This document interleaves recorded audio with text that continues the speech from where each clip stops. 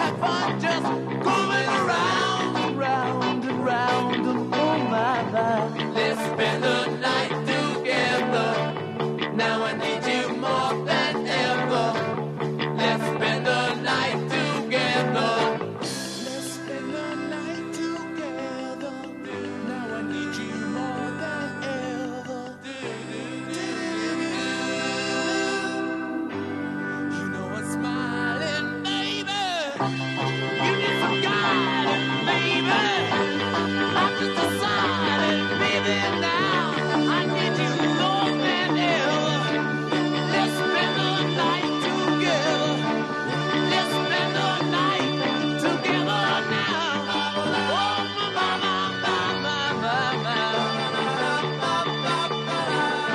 This doesn't happen to me every day. Oh, my.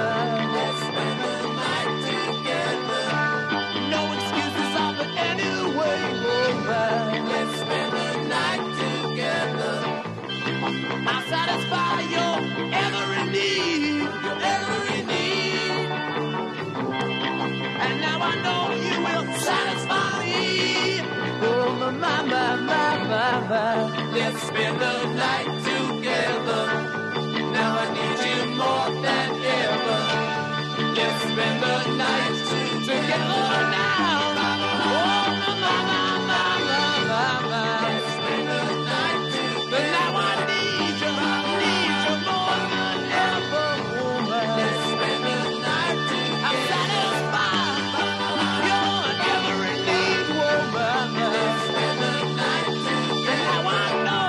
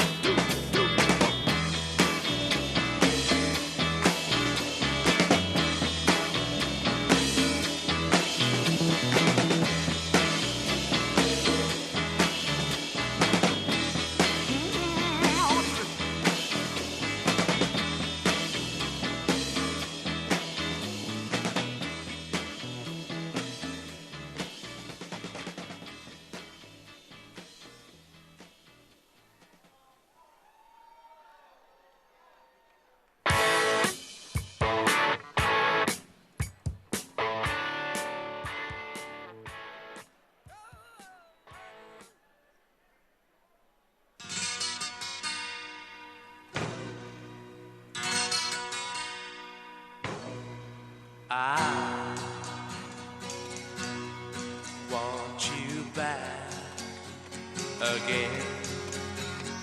I want your love again. I know you find it hard to reason with me, but this time it's different.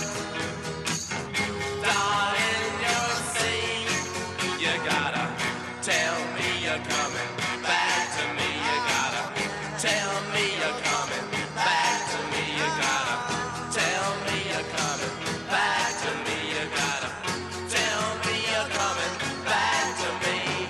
You said we're through before you walked out on me. Before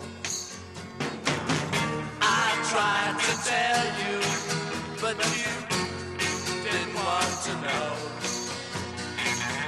This time you're different and determined to go.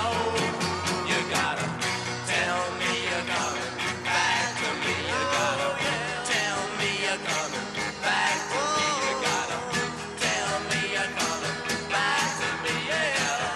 Tell me you're coming back to me.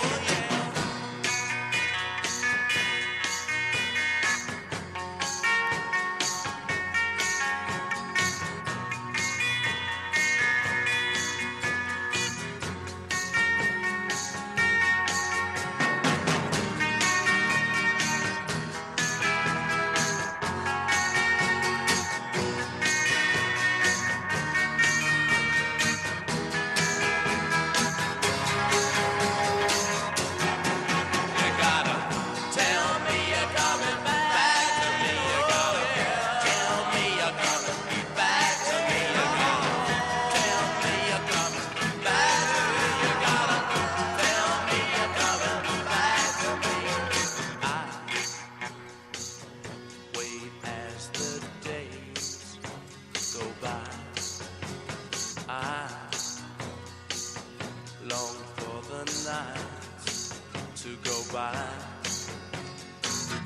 I hear the knock on my door that never comes. I hear the telephone that hasn't rung.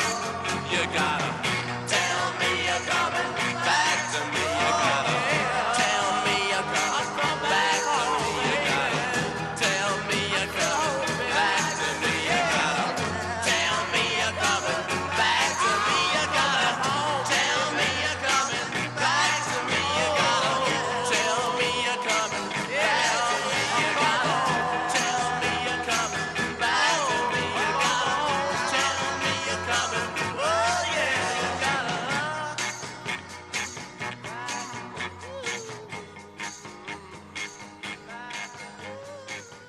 Oh yeah.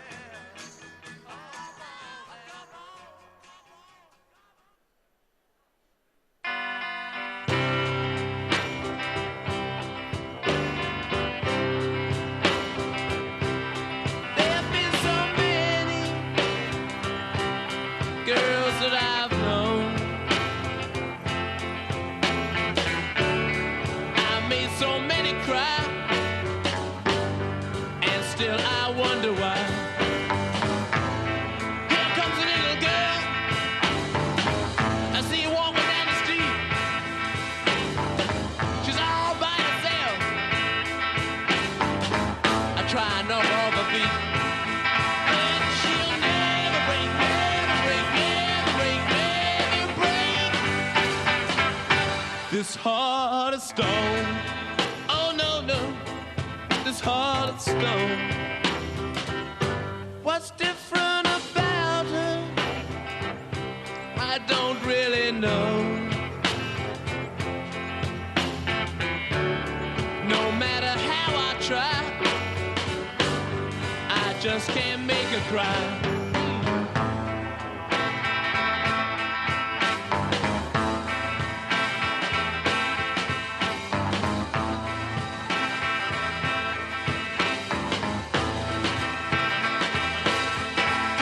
She'll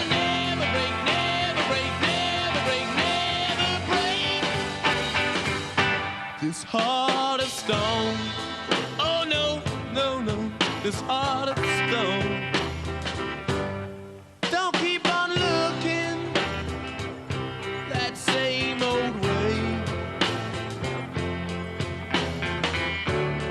If you try acting sad, you'll only make me glad. Better listen, little girl, you're going walking down the street. I ain't got no love, I ain't the kind of meat. 'Cause you'll never break, never break, never break, never break this heart of stone. Oh no, no, you'll never break this heart of stone, darling. No, no, this heart of stone. You'll never break it, darling. You won't break this heart of stone. Oh no, no, no. You better go. You better go home. 'Cause you'll never break this heart of stone. You better drive on home.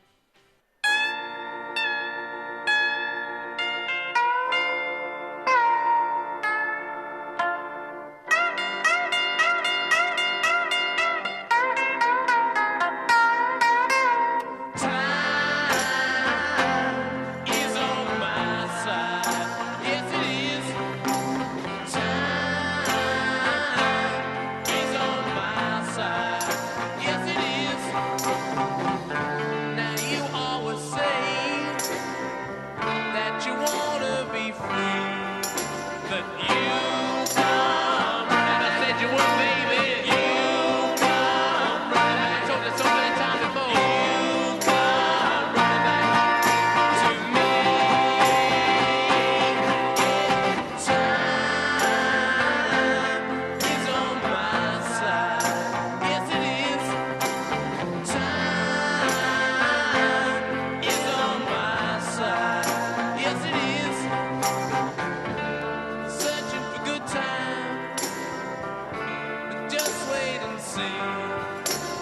You come running back like I said you would, darling. You come running back the rest of my life with you, baby. You come running back to me.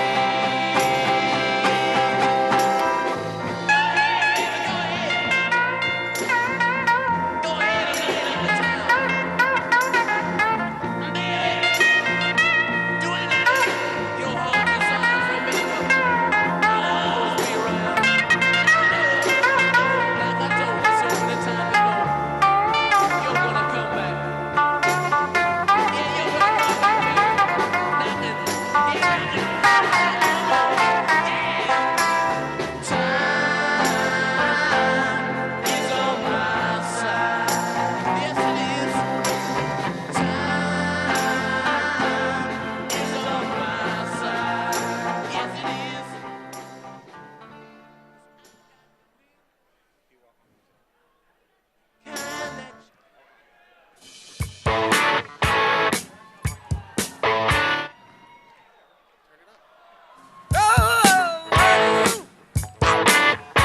Ladies and gentlemen, please welcome the next President of the United States, Mr. Donald J. Trump. I said, hey, what is this? Now, baby, maybe she's in need of a kiss.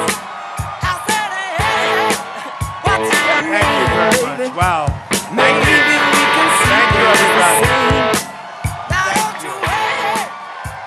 So nice. Thank you. So we have tremendous crowds of people outside. Would anybody like to give up your seat? So I think what we're going to have to do is a little different. You know, we have been so crowded. There's something going on big, even bigger than before, because every place we go, we have these massive crowds. Yesterday, we were in Ohio, we were in Pennsylvania, in Harrisburg, and we had crowds that were so enormous, so much bigger than the venue. So we're going to have to start using, I think, the basketball arenas. Don't you agree? You know, we have outside, we have like thousands of people. They're going crazy because they can't get in. So bear with us, but I did get to wave to them, okay? So it was good. But these are great people. You know, something very nice just happened to me. a man came up to me and he handed me his Purple Heart. Now I said to him, is that like the real one or is that a copy? And he said, that's my real Purple Heart. I have such confidence in you. And I said, man, that's like big stuff. I always wanted to get the Purple Heart. This was much easier. But I tell you, it was such an honor, and maybe I can bring him up on the stage, Lieutenant Colonel Louis Dorfman. I just happened.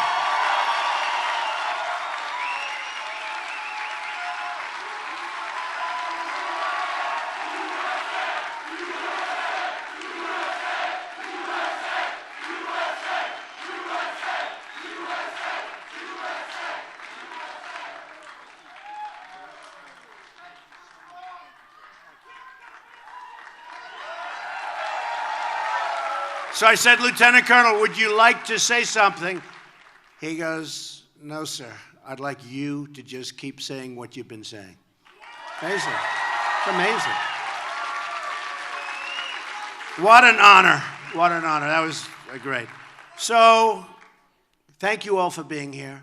We're going to have a little fun this morning, and we're going to be back in Virginia a lot. We have to win Virginia. You know, I have a club in Virginia. Do you all know my club? Trump National.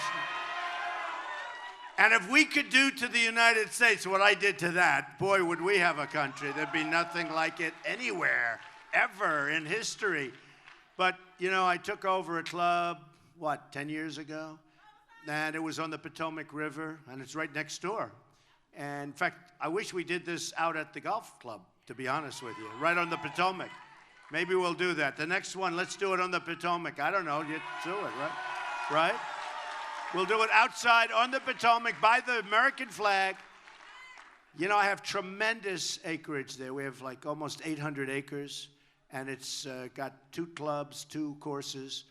We have the PGA coming next year for a big tournament, and it's the best there is in the tri-state. It's one of the best golf courses in the country, and it's been a tremendous success. When I took it over, it was great acreage, but it was not so great, right? And we blew it up and built new, and it's been a fantastic success. And it's in Loudoun County. And therefore, I can't imagine that the people of Loudoun are going to be voting for crooked Hillary Clinton. She didn't do anything. Because I've...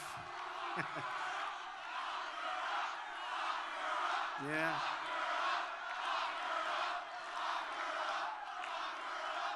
So did you see over the weekend Fox, Chris Wallace, where she lied? Where she said the FBI director said like everything was just perfect. It wasn't exactly... I mean, she lied. She pure and simple. She only knows to lie. She really does. Only knows to lie. But she lied. And it's a big story. It's become a big story. And that's amazing. It's amazing that they cover it because the press is so totally dishonest, okay? So totally dishonest.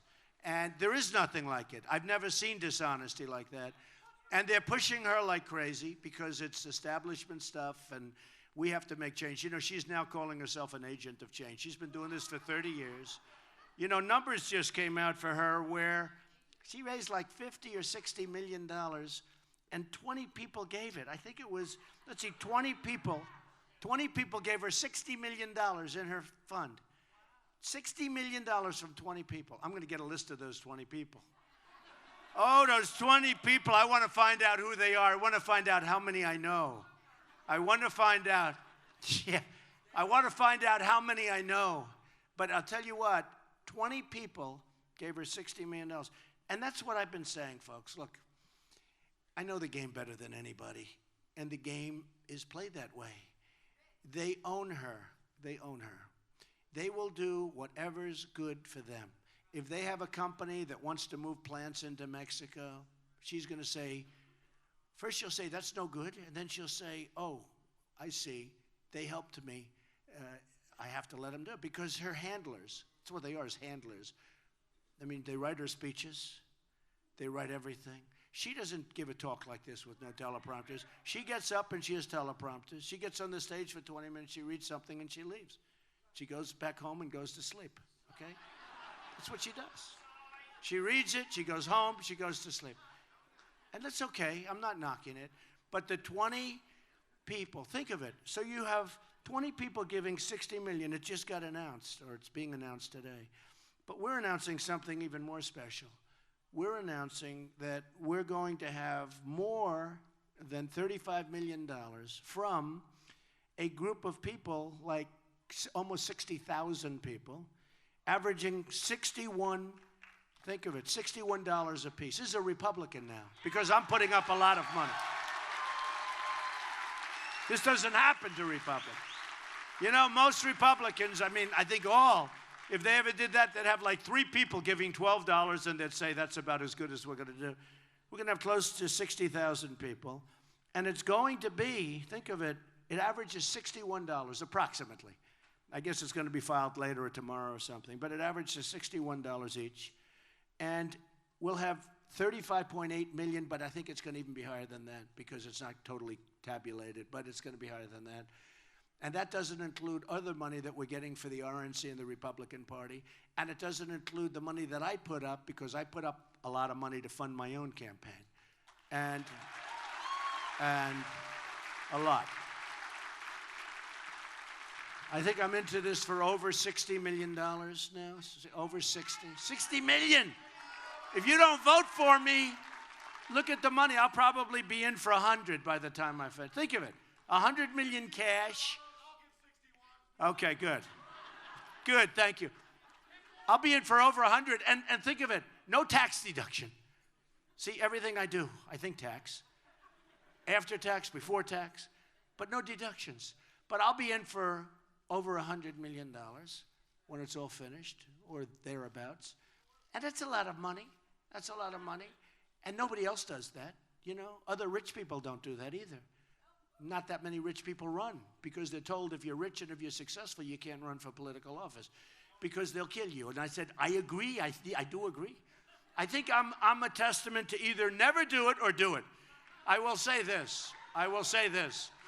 It's been unbelievable. It's been the journey from June 16th coming down on the escalators. It's been an unbelievable event. I came down with Melania on that escalator, and I want to tell you, everybody loves Melania. They love Melania. She's a good person, I'll tell you that. She's smart. And I thought she gave an unbelievable speech, unbelievable presentation. Unbelievable. And Ivanka did the introduction, unbelievable job. And Tiffany and Don. And who do we have here today? We have Eric. Eric, where's Eric? Eric, come here. Eric Trump, everybody.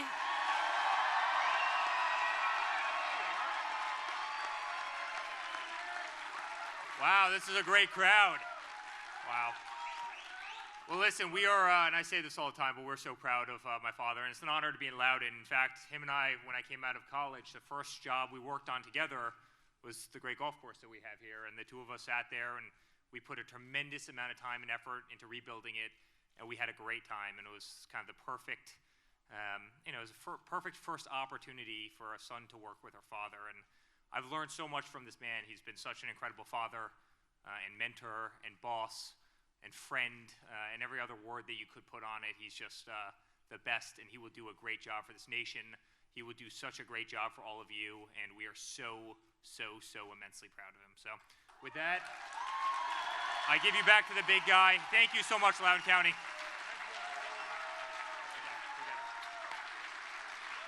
He's a good guy. He's done a good job. He's in there pitching. And I thought the Republican National Convention was better than the other one, okay? I did. I think my kids were great. I thought everybody did great. I actually thought it was better. And we had more people watching the final night because that was the speech. That means a lot, by millions. But I will tell you, yeah, friend or foe? Probably friend.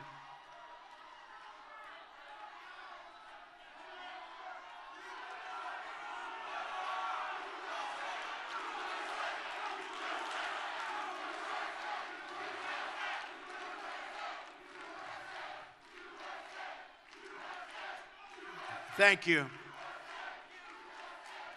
All right.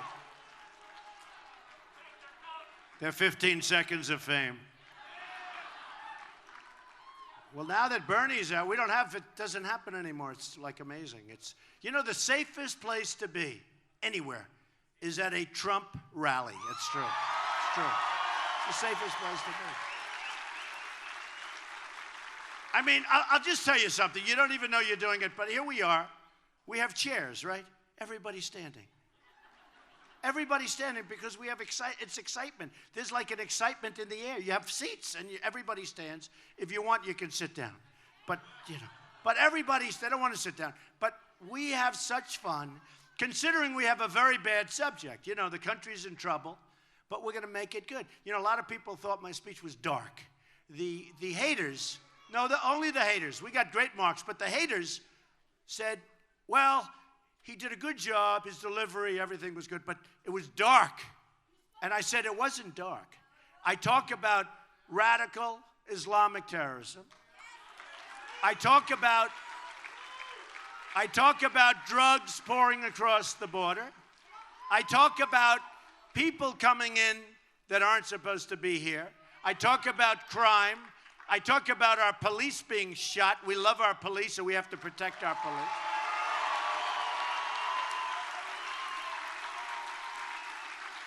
I talked about our veterans because our veterans are being treated horribly. When you hear 22 suicides a day, that's inconceivable. 22 suicides a day. Our veterans are being treated horribly. We're going to turn that around so fast, your head is going to spin.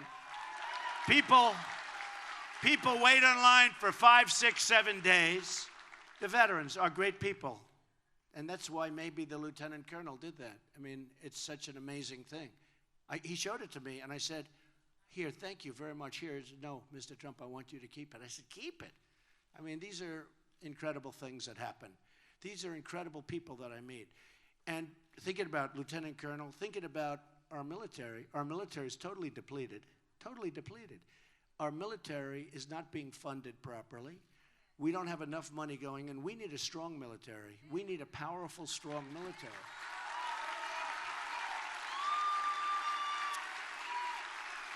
When you look at what's happening around the world, and when you look at the hatred, think of it.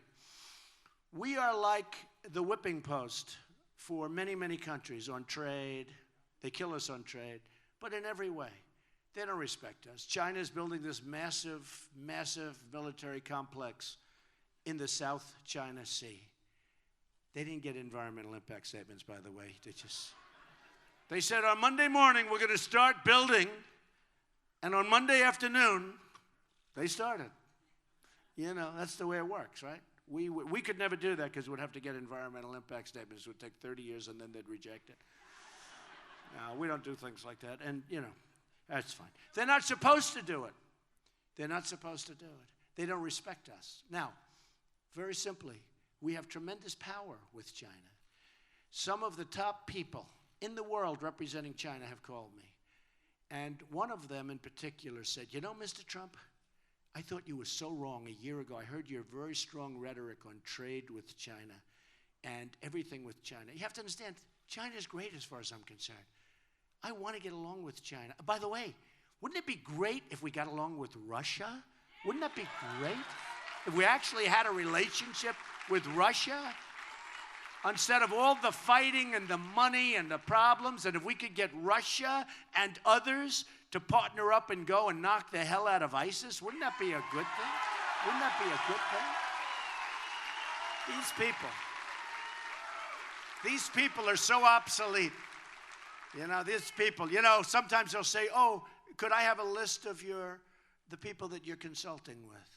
I said, well, you're not going to like it because these are people that aren't involved currently. Well, why aren't they involved currently? I said, because look at the world, it's a mess. I don't want to use the people that are involved currently. Look at the world, it's a mess. Look at what happened in the Middle East. Look at what's going on with North Korea. And look at what's going on with that. We have a mess out there. We have a total mess. Because I'll give names that are better. And they'll say, but these people haven't been involved. And I said, who wants the people that are currently involved? Nothing's working out. Nothing's working out. Look at Libya. Look at Syria. Look at the migration. Look at Iraq. What a mess. Look at Afghanistan. What a mess. Look at everything. If we didn't do anything with Iraq, if we never went there, if our presidents went to the beach, we'd be much better off. If they just went every single day to the beach and took it easy. Let Obama go to the golf course. But you know what? We'd be better off. And then the way Obama got us out of the war was a disaster. We're going to get out on a certain date. The enemy sat back and they said nobody could say that, nobody. Actually, they thought it was a form of camouflage, right? Actually, they didn't believe it until it happened. He actually said when they're getting out. But they laid back, and then after we left, you see what's happening. So look, we have people that don't know what they're doing. Hillary Clinton will be worse. She'll be worse, okay? Hillary Clinton will be worse.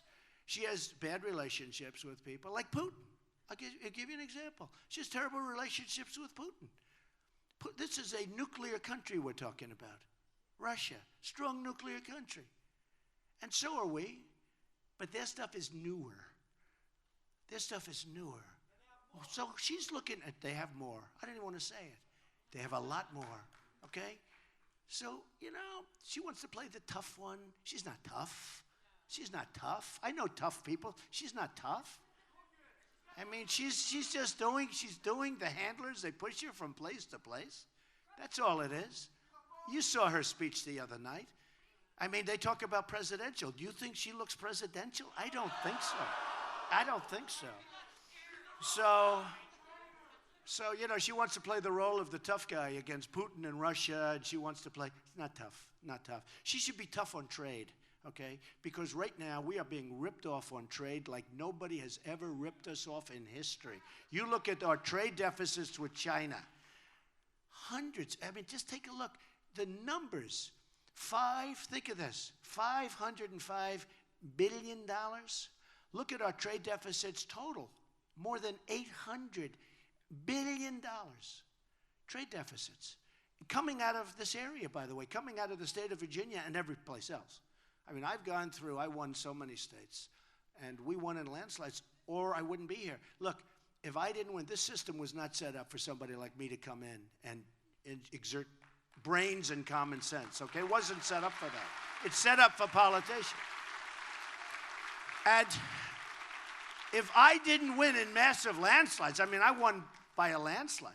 Got 14 million, almost 14 million votes. That's more than anybody has ever gotten in the history of the Republican Party. And remember,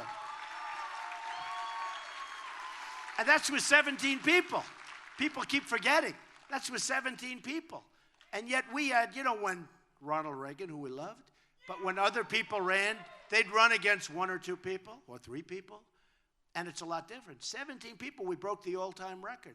I think we're going to do so great. And I see some great polls. I see one from Los Angeles Times. Just came out where we're ahead by 4 or 5 points. I see one from CNN where we're down. I think these polls, I don't know, there's something about these polls. There's something phony. I watch CNN. They are so negative all day long. It's all Trump all day long, and you know what? Their ratings are going down, and their ratings are going to start to go down big because I don't do interviews for them. They're doing a big documentary on me now. They have one problem. They need an interview from me, so let them do it without me. Who cares? But they're very unfair. All day long, it's negative. In fact, I have some great things that have happened, right? And they'll cover it in a negative manner, so it sounds negative. Great stuff. Great stuff. Even when I was winning by tremendous numbers. We had numerous people left, and I'd get like 42% of the vote. With many people, getting 42% is impossible. I'd get 42%, they'd say, why hasn't he hit 50? I said, well, there are 11 people.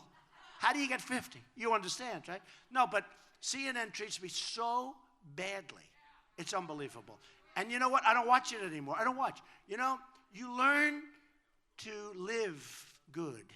You learn to stay healthy. You learn to have a good, common, smart mind by turning off the negative. Does that make sense? Turn it off. Don't fight it. Turn it off. Just turn it off. But CNN treats me so badly.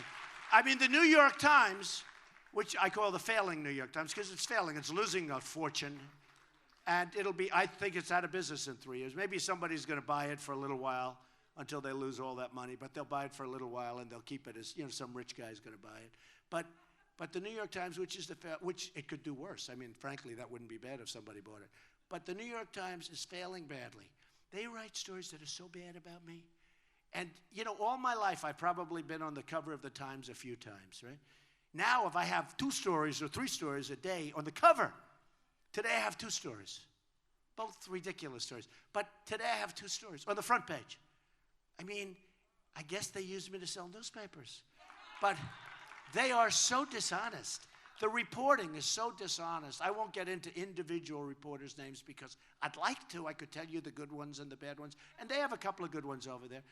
But they are such a dishonest newspaper. They want Hillary Clinton to win so badly. They cry. They beg. They beg. The editorials are unbelievable. I mean, here's a woman who's a total thief. I mean, she's a crook. She's a crook. And she lies more than any human being I've ever seen. And she's got no gravitas. And by the way, she's got a bad temperament. She's got a temperament of a loser. I mean, I'm going to get the Barack Obama clips when he beat her. 8 years ago, Barack Obama said things about her that was so bad. And today I just said, do me a favor, look them up because I remember how bad. Now all of a sudden he's supporting her. And, look, it's a hope because she's going to keep Obamacare. She's going to let people continue to pour into our country, and we have no idea who the hell they are. She's going to let the Syrian refugees come in, and we don't know if they're ISIS. We have no idea. It's going to be the all-time great Trojan horse. They come in by the thousands. And she wants, hard to believe, it was funny. I actually said it was 500%, and the press said I was wrong. They said it was 550. Can you believe? They actually even corrected me on that. But 550% more coming into the country than are coming in right now. Think of it. So someday, it always happens. Look at France. Look at Germany. Look at what's going on with people blowing themselves up in a bar, with people shooting. Look at Paris. Look what happened in Paris. 130 people dead. Many, many people still in the hospital. They'll never be recovered. Okay, never be recovered. But you just take a look at what's happened. And you tell me that we have to be weak and ineffective, and that we have to allow tens of thousands of people to pour into our country. She wants 550% more people. Think of it. 550% more people coming in from that region than are coming in under Barack Obama. And they're put all over the country. You don't even know where the hell they are. So we're going to have problems like you have never seen. Mark my words, I've been a very good prognosticator. I've called a lot of good things and bad things, but I've called them. But mark my words, you're going to see some bad stuff. We need strong borders. We need strong borders. We can't have people coming in from Syria that have bad intentions, that we don't know who they are. And if we do, we are really a very, very foolish nation. Look at what's happening with Germany. The crime wave over there, Merkel's not going to be elected. Brexit, I predicted Brexit, remember? I was the only one. So they were given a 20% chance in Las Vegas, and the bookies over there, they were saying 20% chance. I said, I think it's going to win. I took such heat, remember? I took such heat. I won, and they gave me, even though I won, they all said bad things. Oh, they said I was grandstanding because I won. They said, who's going to win? I said, I think they're going to pull out. They're going to pull out of the Union. The UK is going to pull out of the Union. So I said, the European Union. So I said, I think that's going to happen. And the reason is I'm there. I have a lot of property in the UK. Great property. Fantastic property. Turnberry. I have so many great properties. But you know what? I had a feel, and I'm not there much. I may never see it again. If I win, I may never see my property. I may never see these pieces again. But boy, is Eric and the kids going to have a good time, right? They're going to have a good time. But because I'm going to be working for you, I'm not going to have time to go play golf, and believe me, folks. But I had a feeling I said, I think UK's going for independence because they don't want to have people pouring into their country that they don't know where they are, who they are. They have enough. They have enough. And they've had enough. And they voted, and it was a shock. And you know what? They're better off. And you watch, other countries in the European Union are going to follow.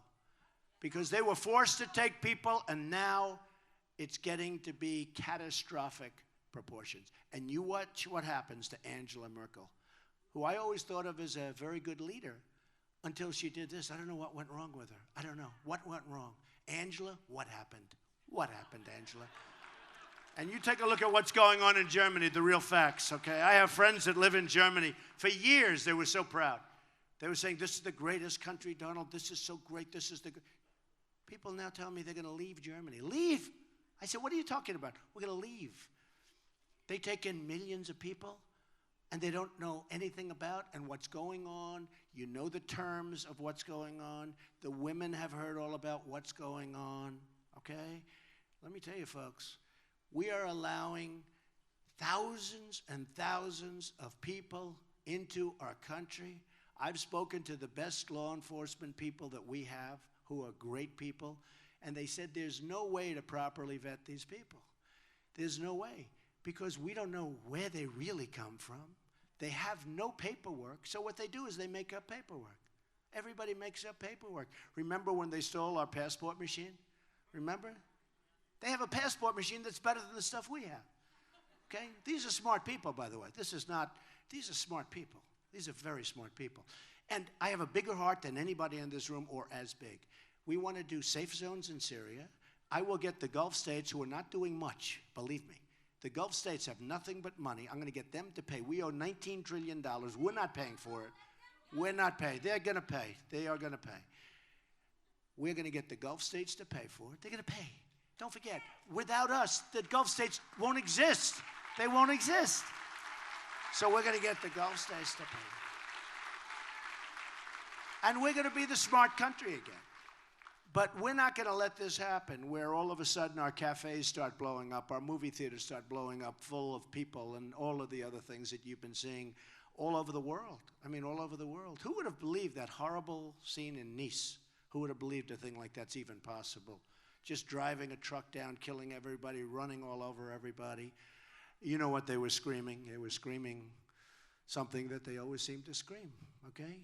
And I'll tell you what, it's not going to happen here. We're going to be very, very tough and very, very smart.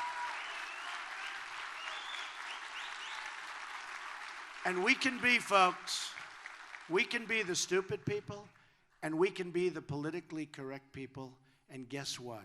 We're not going to have much of a country left, believe me, okay? So that we have to have it. So look, a couple of things. You know, a lot of bad numbers, right?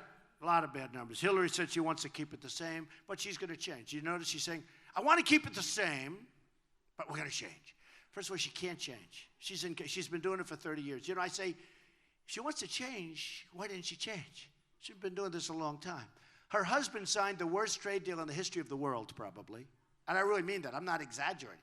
NAFTA, the worst. Now they want to do TPP, Trans-Pacific Partnership. It's going to be as bad as NAFTA, if not worse.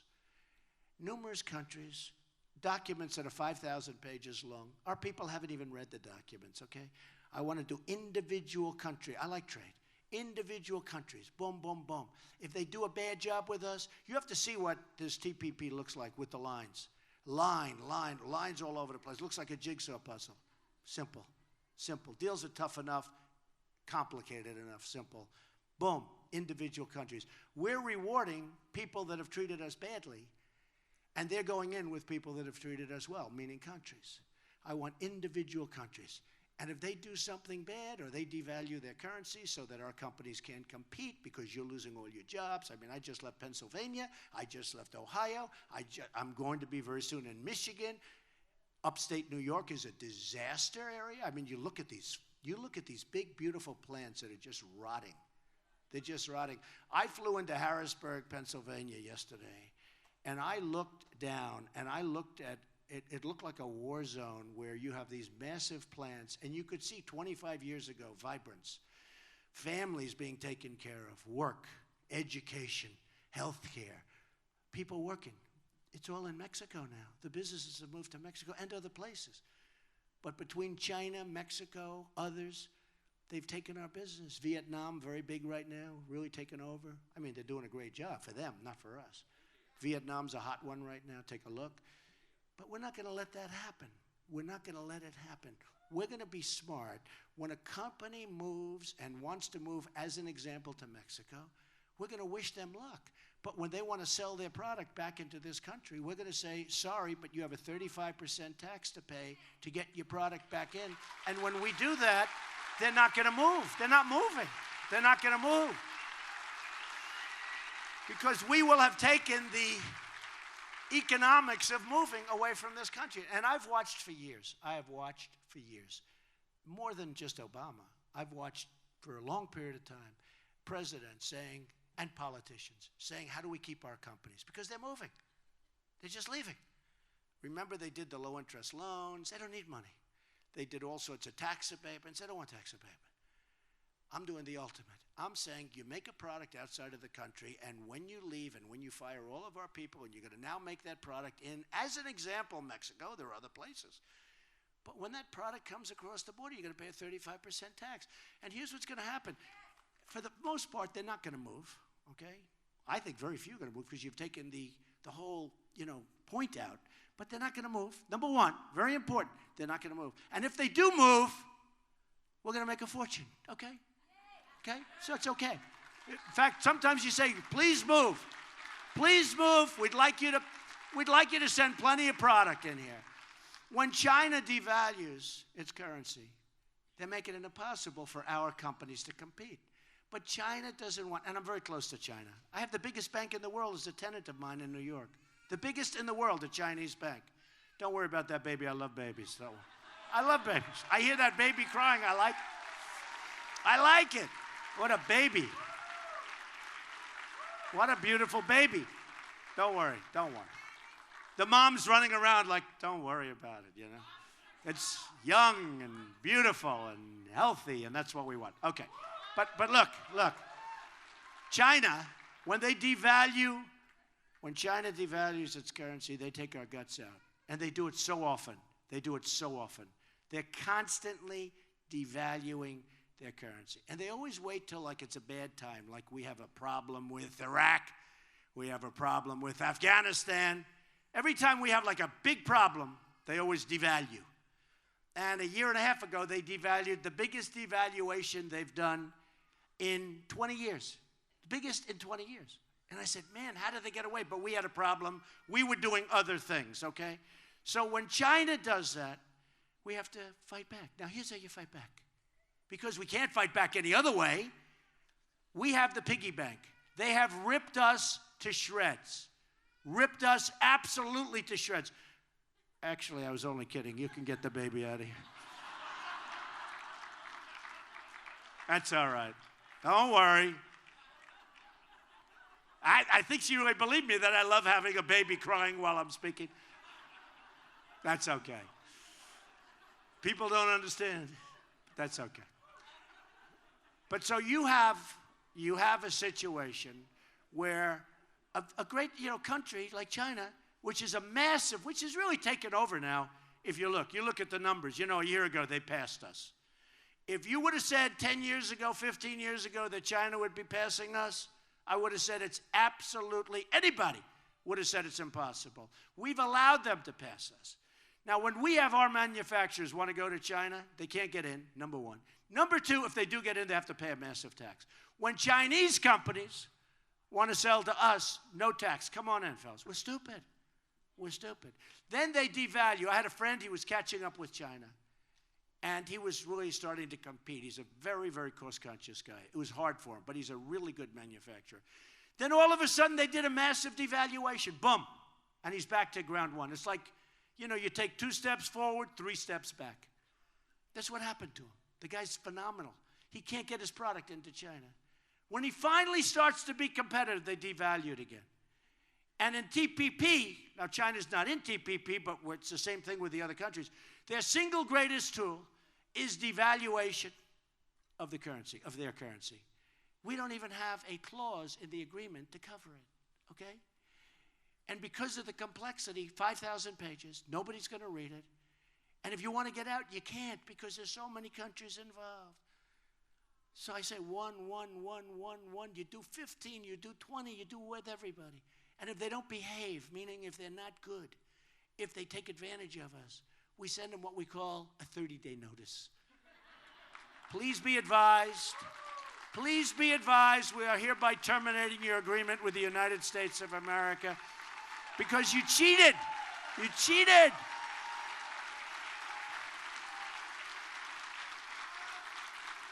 You cheated on us. And here's what's going to happen. Now, we're only dealing with one country. We no longer have to worry about, let's bring this country to the tribunal of all the other countries. Nice and simple, folks. It's very complicated to start off with. Nice and simple. So out of the 5,000 pages, I'll bet we don't have one politician in Washington that's read even a page.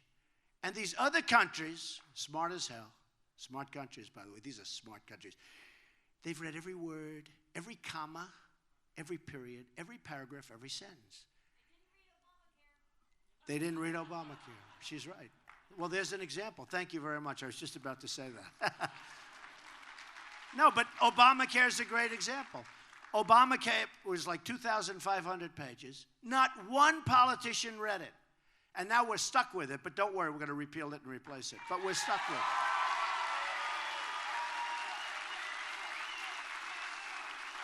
it. It should have died a couple of times. It should have died by our Supreme Court, except one of our Republican presidents appointed a man who kept Obamacare going. Shockingly, right? And not one legal scholar can figure it out. It should have died the first time, and it should have died the second time, and we still have it. And that was a Republican appointee, okay? And speaking of appointees, because they've been a few beauties, speaking of appointees, I am going to appoint great justices of the Supreme Court. Great. And, I actually told a group last night in Pennsylvania. I told a group, I said, and we had such a crowd. We had thousands of people, like outside today. I mean, you don't believe it. Outside today, seriously, we can't use these rooms anymore. This is bigger than it's ever been. It's a movement that we have going. We have a movement going. But outside, and I told this group, I said, this big, thousands of people, I said, listen, even if people don't like me, they have to vote for me. They have no choice. Even if you don't, and you do like me, I hope.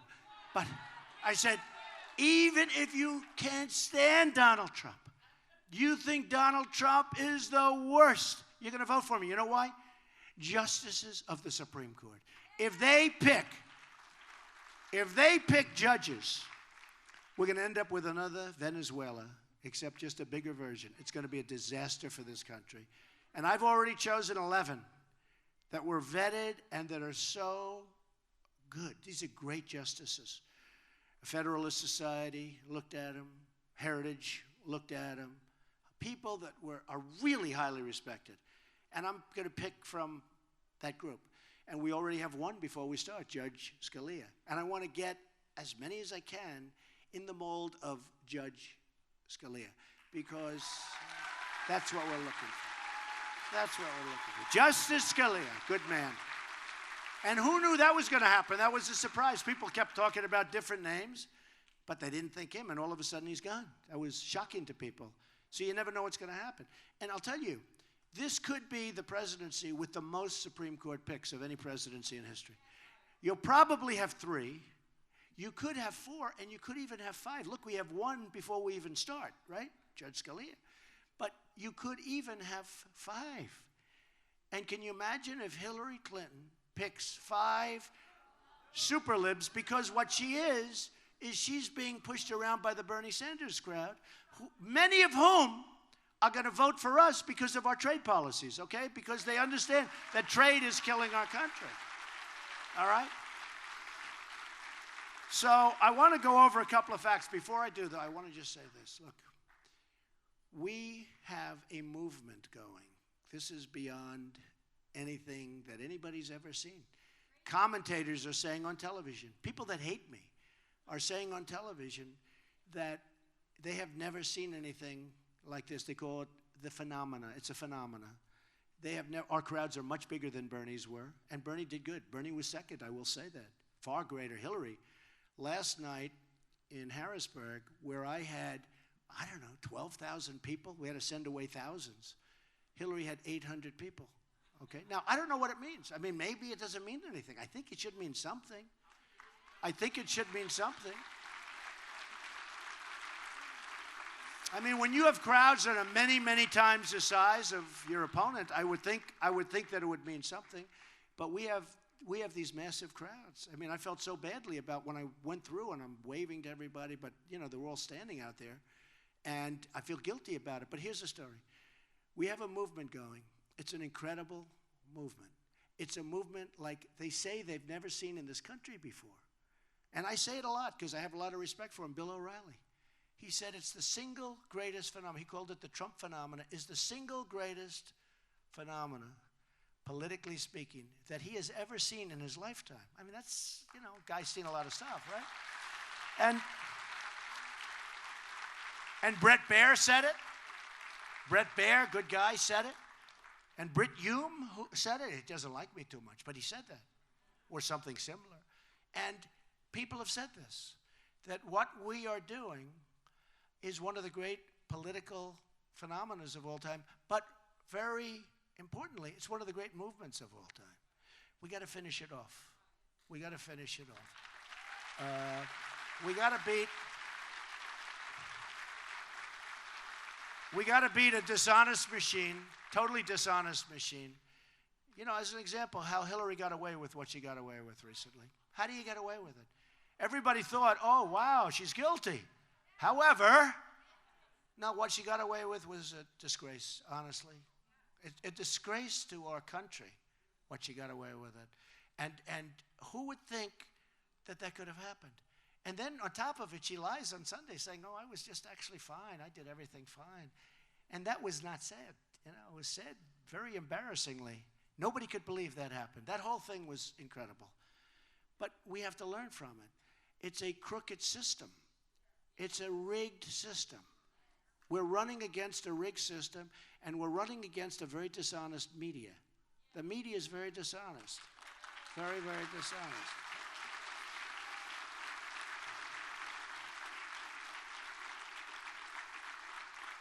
I mean, where they don't take Patti Smith, where they don't take Pat, and who's an unbelievable woman, and they give her virtually no airtime, and they give other people unbelievable amounts of air. It's just so unfair. It's so unfair. We're running against a rigged press. We're running against dishonest people. Okay?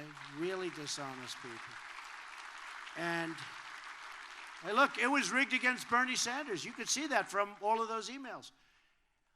Debbie Wasserman Schultz. No.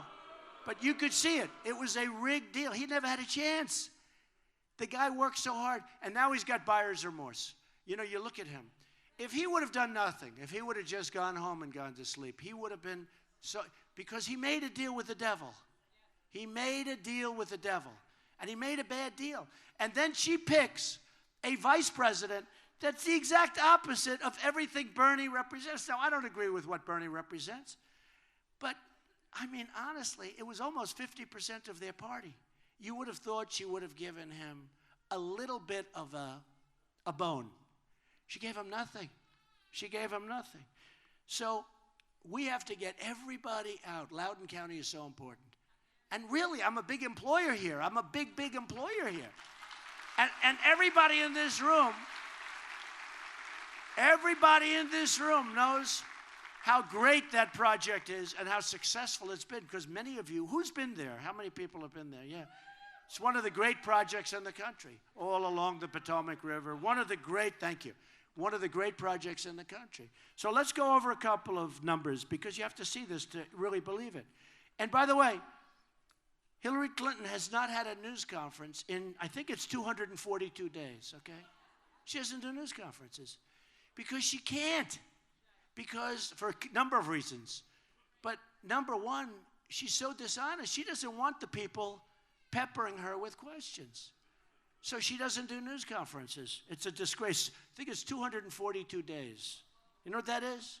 And she probably won't have one. Maybe she won't have one. Maybe we'll force her to have one. But she probably won't have one. So listen. Since 2000, the number of unemployed people in Virginia has doubled. Now, these are right out of the book, so statisticians, okay? Virginia has lost 1 in 3 manufacturing jobs since Bill Clinton signed NAFTA. Signed by Bill Clinton, one of the worst ever, okay? Hillary rammed through the job-killing trade deal with South Korea in 2011. That South Korean deal is a disaster for us. But look at the people that give her money. And look how they're involved in that deal. The U.S. trade deficit with TPP members, these are the members going into the Trans-Pacific Partnership, which Obama wants, which Hillary wanted. She called it the gold standard. But when she heard me talking about it, she said she didn't want it. But as your governor said, right, Terry McAuliffe, governor of Virginia, he said, don't worry, let her get elected and she'll approve it. She'll make a couple of minor changes, she'll approve it. That's what he said, okay?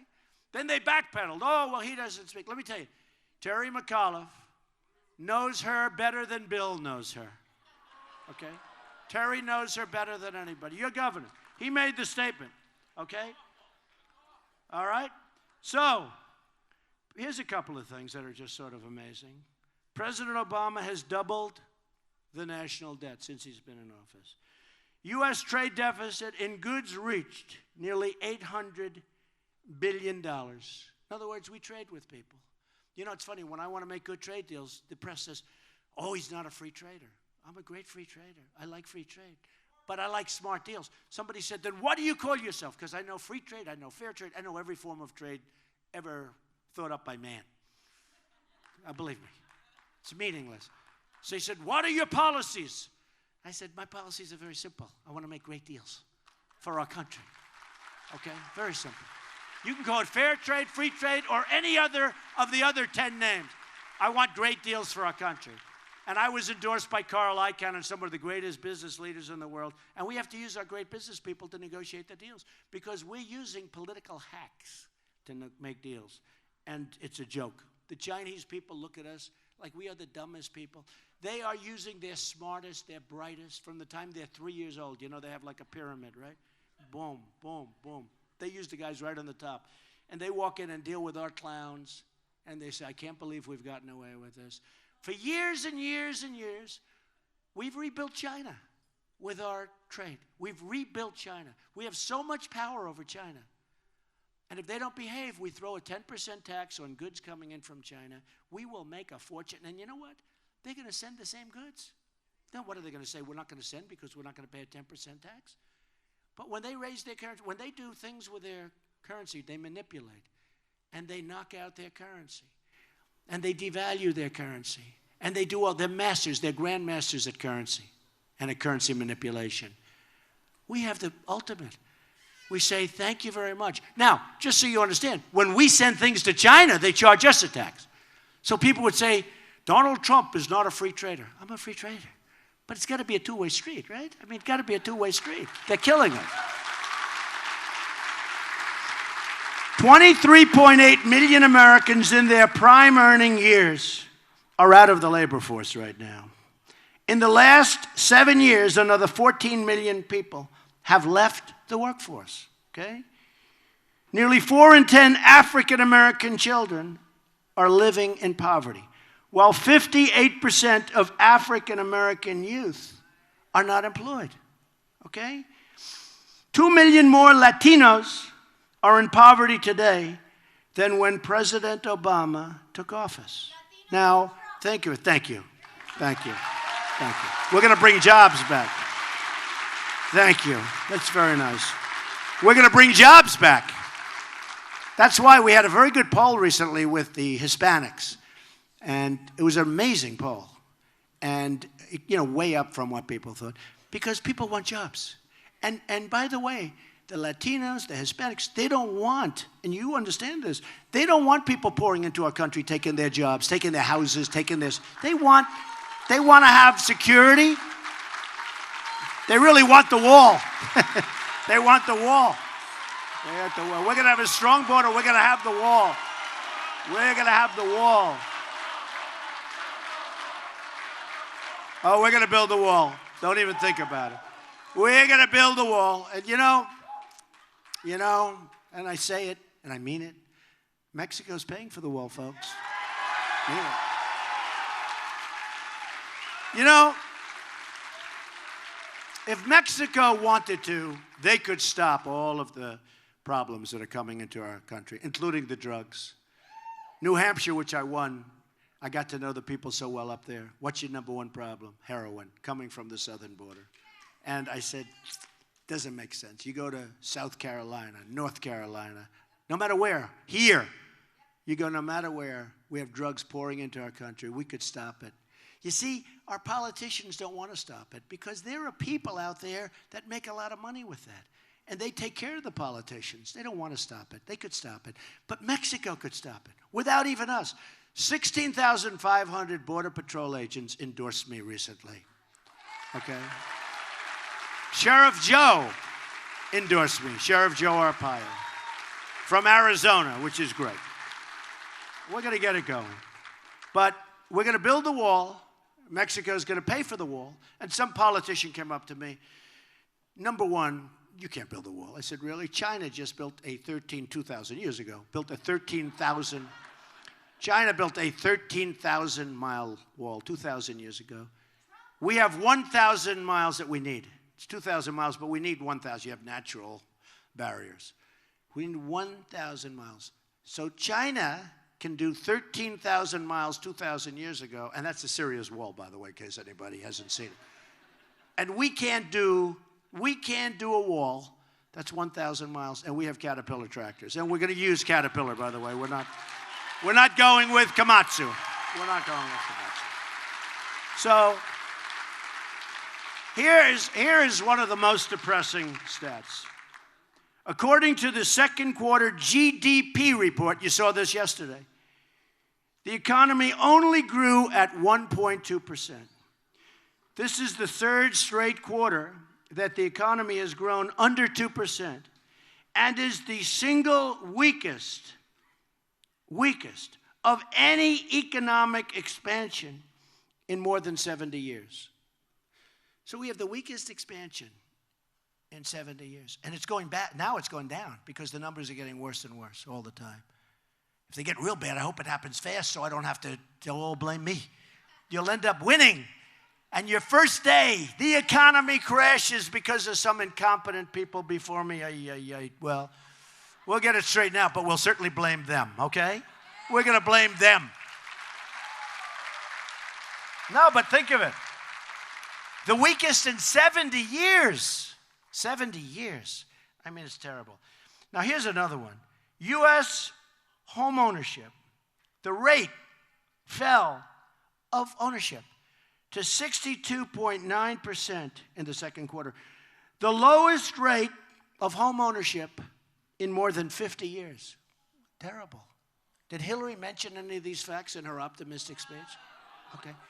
And we're not talking about the shooting of the police, which, by the way, is at massive levels. Massive levels. We're not talking about crime. In major cities, our crime is going through the roof. You look at what's going on in some of these cities, crime is up numbers that you wouldn't even believe. They don't talk about that. They talk about how everything's wonderful.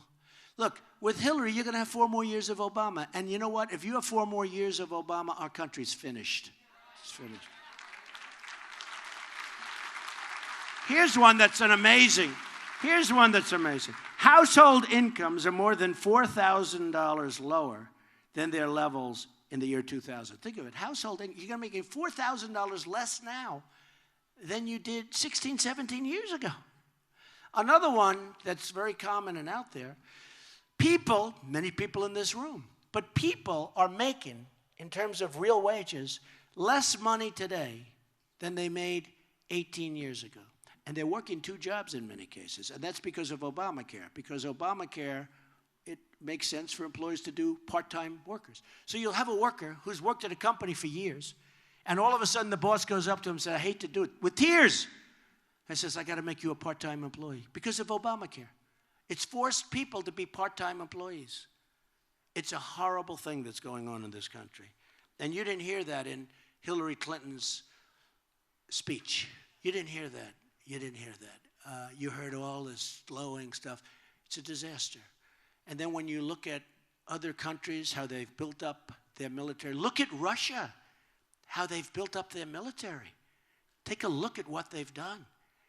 Take a look at what they've done on the nuclear weapons front, how they've built up their military, and how we're so far behind, and our equipment is obsolete in many cases. And we have jet fighters that are so old that they have to go to graveyards, airplane graveyards, and museums to get parts for current jet fighters. And we have our pilots, our wonderful, incredible pilots, saying, it didn't used to be this way.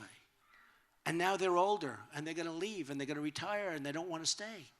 They're so depressed at what's happened. But they're fighting. You saw the report. You probably all saw it. They had documentaries on television about how old our aircraft is in our services. And you have other countries. You look at China, what they're doing with their massive installations that they're building in oceans. South China Sea, massive. We would never even think about it. No, we've got to get smart, folks. We've got to get smart. We're falling way behind. Falling way behind. And I could keep reading this stuff. It's just point after point. You're doing lousy over here, by the way. I hate to tell you, but here's recent factory closings in Virginia, right? Right? Kennametal, Ball Corporation closed. Kennametal closed. Sandvik closed. Moved their jobs to Mexico. Let's see, Mexico, yeah. Smithfield Foods, Inc. closed its plant. 400 workers gone. Anybody used to work for Smithfield? That's true. It's true. Stanley Furniture closed its plant. Invista laid off 400 workers, closed its plant. Moved their jobs to China and Canada. North Carolina has lost so many jobs. Pennsylvania has lost tremendous numbers of jobs. Ohio has lost 34% of their manufacturing jobs since China's entrance into the World Trade Organization. Folks, what are we doing? What are we doing? We're being led by stupid people, folks. And people that are controlled. People that are controlled by special interests and lobbyists. So here's the story. So we've got to build up our military. We've got to make great trade deals. I told you that no more. When our companies leave, they think they're going to leave and sell us back product from a different company with other employees from other nations. Not going to happen. Not going to happen. I mean, it's going to happen, but they're going to pay for it. There's going to be consequence. They're going to pay a tax. Very simple. Now, a lot of people think I'm not conservative because I want them to pay a tax. I think they're not conservative because they're stupid. Okay? They're stupid. And by the way, it's 100% foolproof. We're not talking about like, oh, maybe it'll work. Can you imagine they used to go around and offer companies loans? They didn't need money. We'll give you an interest-free loan if you stay. And a couple of companies took the money and then left because they forgot to say you had to stay. The lawyers didn't do too good a job. But look, we have to be the smart people again. We have to be, and we don't have much of a choice because we are losing so many of our jobs. And we can't take our factories and keep taking our factories and converting them into nursing homes. You know, nursing homes are wonderful, but we have to make things again. We need jobs. We need jobs. It's wonderful. Nursing homes is wonderful, but we need jobs. I see things happen where there's a couple of beautiful jobs up in New England. They've taken an old factory, they've converted it, and it's all fine. But we can't do that. We need manufacturing jobs. We need the income. We need the productivity. We need the future. As you stand here right now, there are companies negotiating from Virginia, right here. They're negotiating to leave Virginia and move to Mexico and other places as you stand here. Some of the people in this room work for companies that are right now under negotiation to get out. If I get into that ends. Hillary won't do anything about it. She talks. You notice the way now she's talking about trade? Did you notice 2 days ago she said, I've been talking about we're going to renegotiate NAFTA. And if they don't give us a great deal, and if we don't renegotiate a great deal, we're terminating NAFTA, we're getting out, and we'll bring our jobs back a different way, okay? So, the other day, now that was like a horrible thing to say. 2 days ago, Hillary Clinton said, we are going to start renegotiating our trade deals. Oh, she can't do it. Number one, if she wanted to, she can't, but they wouldn't let her. Those people that put up all that money for her, those 20 people, and there's plenty more of them, they won't let her do it. She can't do it. If she wanted to, she can't do it. So she's just kidding all of you. So we're going to make America great again.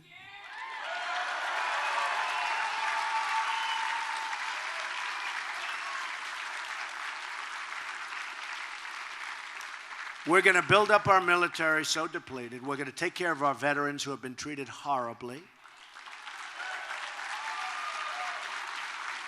We're going to make phenomenal trade deals. We're going to make trade deals that bring jobs back, not trade deals where we lose our businesses and our jobs. We're going to have strong borders. We're going to have the wall. Mexico's going to pay for the wall. And we're going to have people come into our country, but they're going to come into our country legally. Legally. We're going to appoint great justices of the United States Supreme Court. We're going to repeal and replace Obamacare.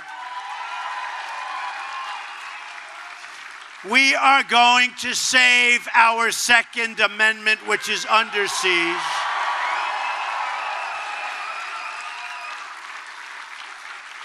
And we're going to start winning again, folks. We're going to win on every front. I want to thank everybody in Loudoun County. I love this place. I'm here a lot. I want to thank everybody. I want to thank everybody in the state of Virginia. Virginia, we are going to be here so much. You're going to be so sick of me. You're going to say, please keep him out of here. We'll vote for you, but please keep him out. I'm going to be in Virginia a lot. We're going to be here a lot. And just so you know, we are going to be proud of our country again. We're going to put America first. We are going to start winning again. We are going to make America great again. Thank you very much. Thank you, folks. Thank you very much. Thank you, everybody.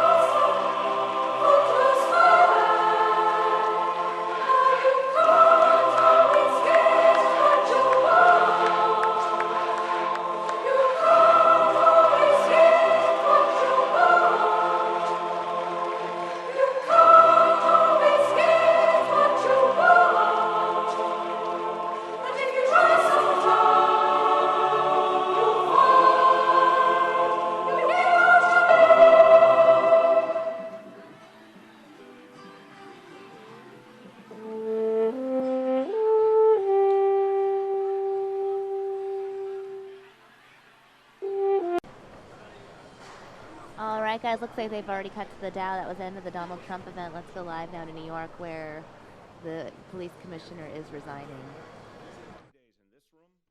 Yeah, we would have meetings we called one-on-ones, but they're actually more like 12-on-12s of everyone collaborating together, thinking together. Meetings at one police plaza. So many times we've been out in the community, in good times and bad, collaborating, thinking, huddling together. So this leadership group, we have all bonded very, very personally. There's such trust. I said at one point in the discussions over the last day, I said it has become a situation like a great basketball team when they can do the no-look pass. We feel that strong connection. We know each other thinks, we know how to work together. And I have to tell you, I want to give Ben Tucker such tremendous credit for the extraordinary work that's happening in the training and retraining of our police force. It's one of the X factors. It's one of the things that will change our police force and our relationship with the community the most, and it's working.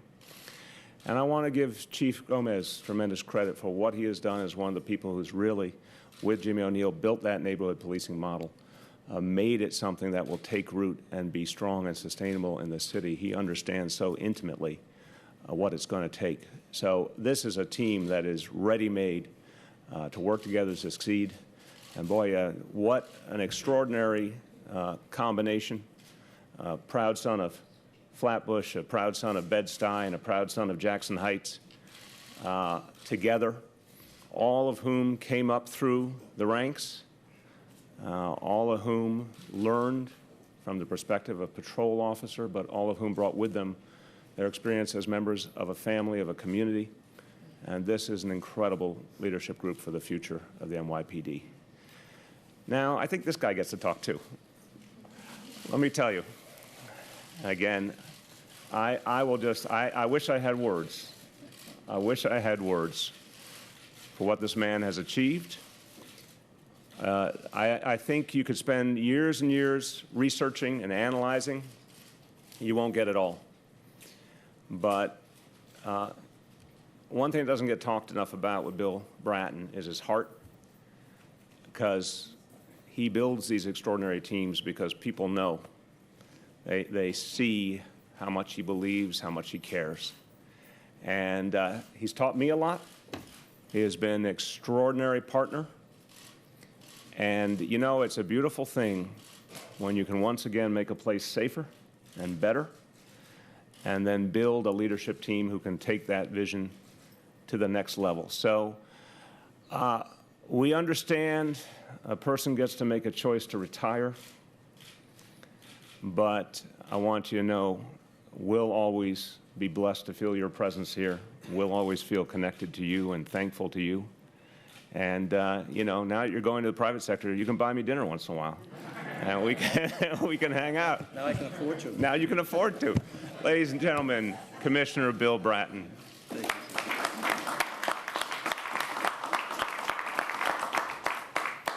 There are many proud sons up here on this, at this podium.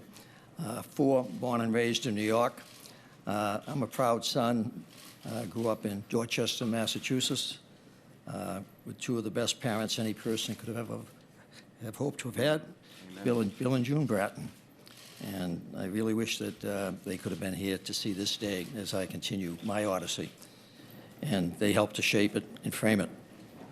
But I'd like to think of myself, like half of the population in New York City, as a proud adopted son of this extraordinary and great city, and one that I have been pleased and privileged to have now, on 3 different occasions, have worked very hard to make a safer place for all of us, adopted or otherwise.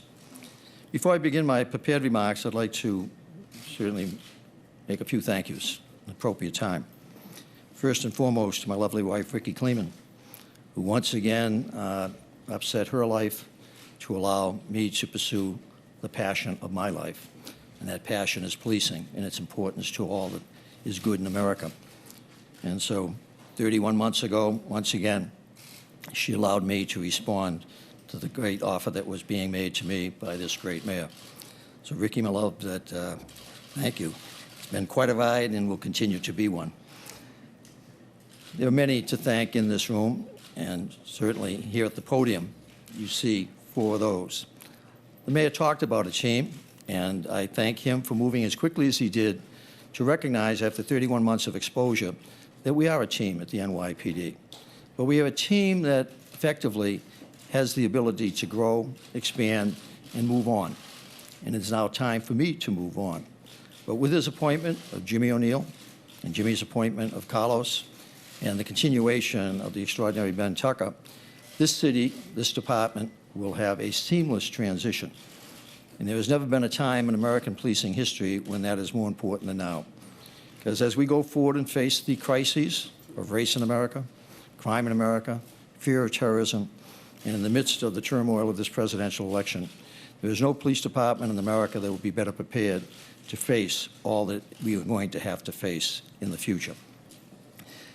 Again, before my prepared remarks, I'll continue with those thank yous to this mayor, this extraordinary mayor that has been truly a partner, a friend, and a leader, that we have bonded together.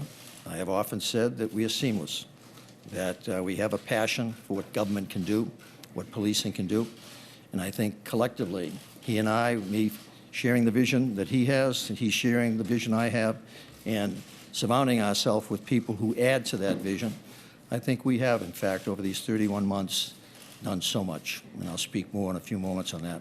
So, Mr. Mayor, thank you for all that you do, your friendship, and that friendship will continue. One of the great things about leaving this time was that 20 years and 4 months ago, I stood at this podium with another mayor, another team at that time, the late, great Jack Maple, the extraordinary Jack Maple, John Timoney, who is now battling cancer, unfortunately, John Miller, and a few others. And the mayor and I exchanged gifts. Mayor Giuliani at that time, one of the gifts he gave me was a key to the city. Didn't tell me he had already changed the locks.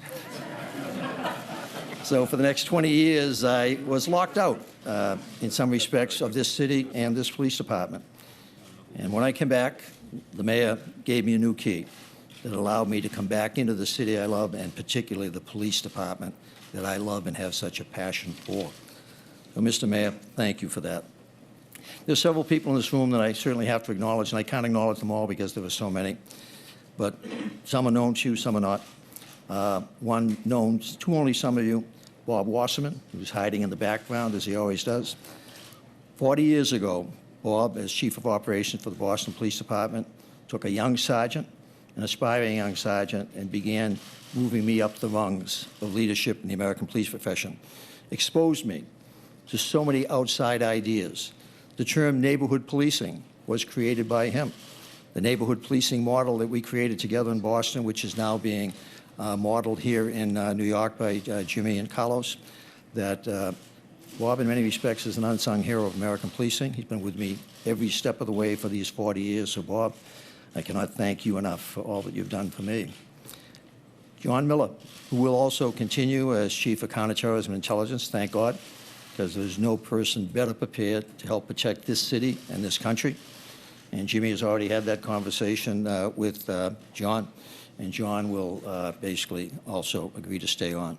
So much of the team, and there are many in the room here, and again, I cannot acknowledge all of them, I think will also, because of the close bond that we have, and I have tried to build a team, not a team of rivals, but a team that share a vision. And Jimmy certainly has surrounded himself with others that he will bring into the mix to strengthen what we already have. There are so many to thank that, and I can't belabor it this afternoon. I will do that personally and individually with so many who are in the room and others who are not.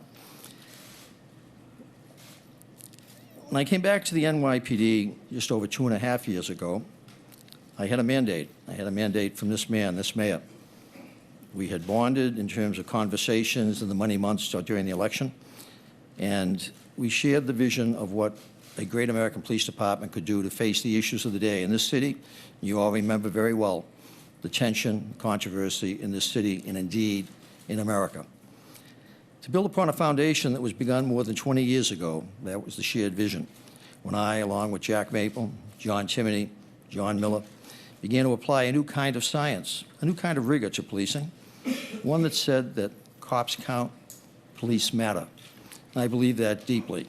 The individual action of every cop, but the collective action of the police profession, that we matter. And never in the history of this city has that been more important than at this time, in this city and in this country. That we can be the change. It's now a proven concept, policing. We have fulfilled that mandate to keep crime low, historic lows, and ability to keep driving it even lower. And by improving strategies, constantly adapting them to changing times, to drive crime further to historic lows, we have done that, and this new team will continue to do that. Have no fear. The second part of the mandate given to me by the mayor was to build upon the foundation that started under Commissioner Kelly to protect New York City from terrorism. We have added additional foreign posts staffed by NYPD officers and an innovative and elite uniformed counterterrorism force, the CRC, more than 500 cops, highly trained, deployed, trained, and ready to respond to any terrorist attack in a way that no other city can within 5 to 7 minutes of any event. Great thanks to John Miller for all that he gave up to come back into public life once again, and for all that he has contributed over these last now 3 years and will continue to contribute. You may want to look back to the announcement of his appointment 3 years ago. A number of you in this room belittled that appointment, belittled his experience, his expertise. Well, I think John has proven you all wrong. He is one of the most respected people in the world today on that issue, and you should feel yourself very lucky that you have him and you get to report about him. The third mandate was to improve the safety and preparedness of our officers. I look back to the poor training I received as a young officer and how on so many occasions it jeopardized my life and the life of others. Bob Wasserman began to impress upon me the importance as director of the Boston Police Academy, the need to train people properly. And we have shown over these 30-some-odd months, the mayor and I, our commitment to that, and along with the city council. They are now better equipped, our police officers, and better protected than at any other time in history, and arguably better than any other police department in America. Whether it's the new police smartphones that allow them access to criminal records, wanted flyers, or photos of missing children, or the new escape masks that will soon be issued to all of them to protect them in chemical or biological attacks, but also smoke from fire, or the new heavy vests and ballistic helmets and ballistic doors and ballistic windows on our vehicles. We have made it clear that we will seek out the best that we can acquire and purchase to ensure the safety of our officers so they can ensure the safety of each and every one of you.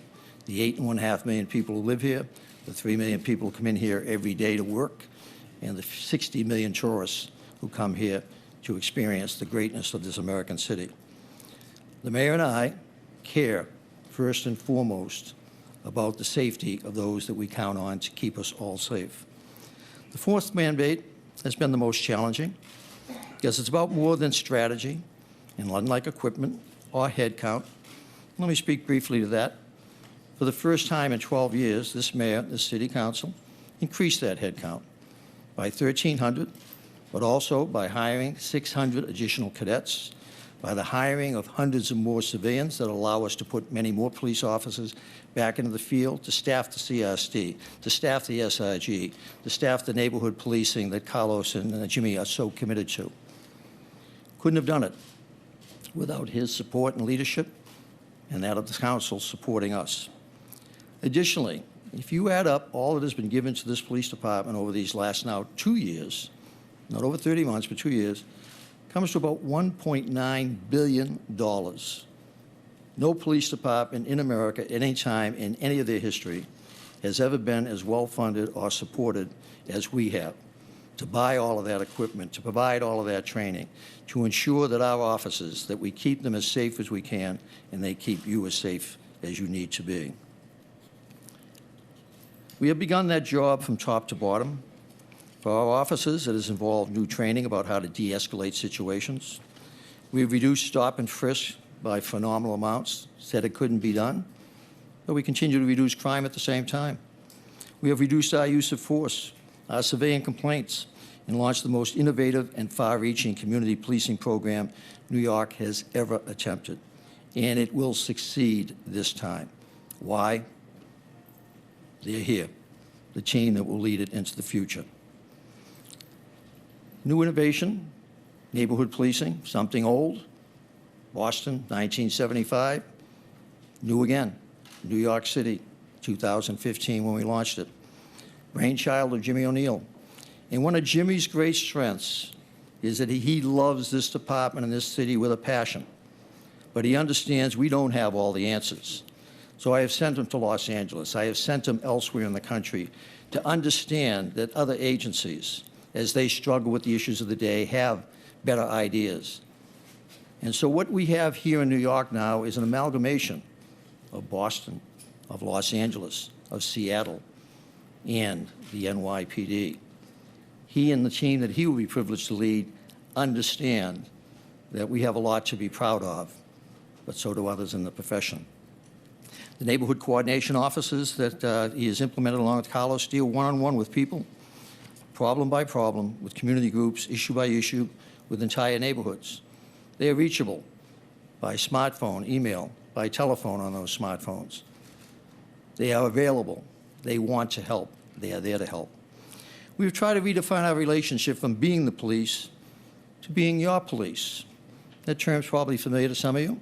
When the mayor announced me, I held up my book. I should have brought it, Your Police. To protect and to serve, to make New York City safe and fair everywhere for everyone. But also, as that book talked about on its last page, when you see a policeman, and this is our goal, when you see a policeman, remember that he is your friend. That's the vision and the passion that I have had for 45 years that they share up here and that they will carry forward. And that is happening, but it doesn't happen overnight. It is a sea change in many respects, and we've already seen the tide shift in that direction. It is a challenging time for police in America and New York, even with all indicators pointing in the right direction. Those were the mandates I was given. Those were my goals. But I always have one more goal in every organization I go to, and that is to build a team for success and a team of successes. I try to leave each place with the bus headed in the right direction, with the right people on the bus, and before I go, 3 or 4 people who are qualified to drive that bus. Abraham Lincoln was famous for surrounding himself with people he thought were smarter than he was, because he knew they would make him and his government and his people and his nation better. I have, throughout my career, I believe, surrounded myself with the best and the brightest to form a team that can lead any organization that I've been privileged to lead, and I have had many, and now twice this magnificent organization. I cannot thank the Mayor of New York enough for his confidence in the team that he has worked with over these past 3 years to understand the importance of a seamless transition. And today, you have seen that. So, Mr. Mayor, thank you.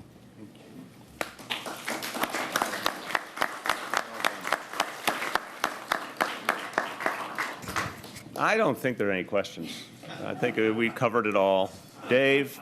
Mayor, I think the obvious question everyone's wondering is, when, Commissioner, did you let the mayor know, and what changed between a couple of weeks ago when you told the Times that you'd like to stay until the end of the term and now? Essentially, why now?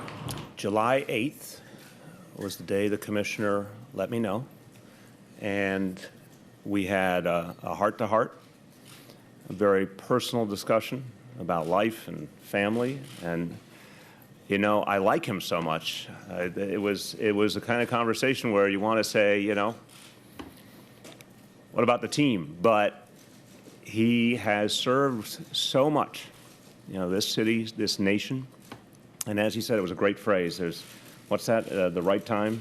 There's never a good time, but there's a right time. For me, this is both a good time for all that we have accomplished, and it's the right time for me personally, my wife and I. And that's the discussion we had. And I am his friend first, and I have heard quite clearly that it was important for him to pursue other opportunities that would be good for his future. And we agreed that we would work together to come up with a team for the future and do it quickly. And here we are today.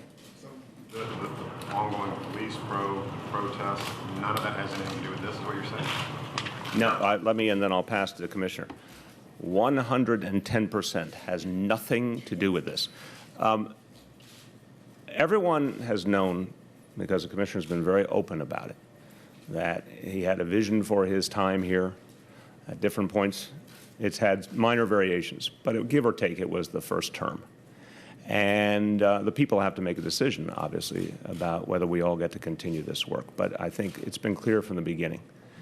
I understand fully when an opportunity comes along, and we're not going to go into detail today about what that opportunity is, but that will come out soon.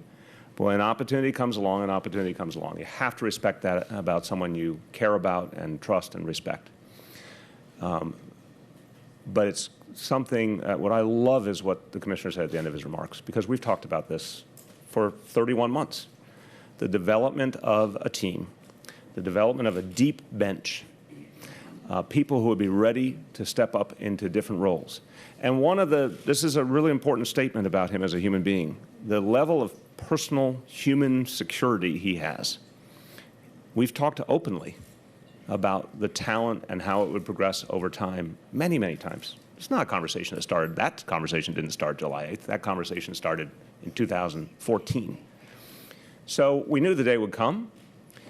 There would be a moment that was right for him. And there would be many, many good and talented people ready to move up in this department. I know that for a fact because I've had the honor of serving shoulder to shoulder with these good men and many, many other great people. On July 8th, you may recall, we had done the 6-month summary of how the first 6 months had gone. And I think finally some of you in the media had come to recognize just how much change, positive change, had occurred. And I took the opportunity, the mayor being in such a good mood at that press conference, that he then came into my office and I informed him that I would be leaving, that I would be retiring in mid-September to pursue other opportunities. After I picked him up off the floor and got him on my couch, that we had a 2-hour conversation and talked about where I was going, why, talked about transition and the need to do exactly as we've done here to move it forward very quickly, that he understood the team that he had helped to build in terms of allowing me the freedom to bring in this talent. And your issues about whether it's the ongoing corruption investigation, it is ongoing, but it is being done intimately and in coordination with the U.S. Attorney's Office, so that that's not a reason to leave, that we have strong partners there. And if you ask Preet, I'm sure he will tell you just that. The relationship with every federal agency in the city, there has never been a relationship as good.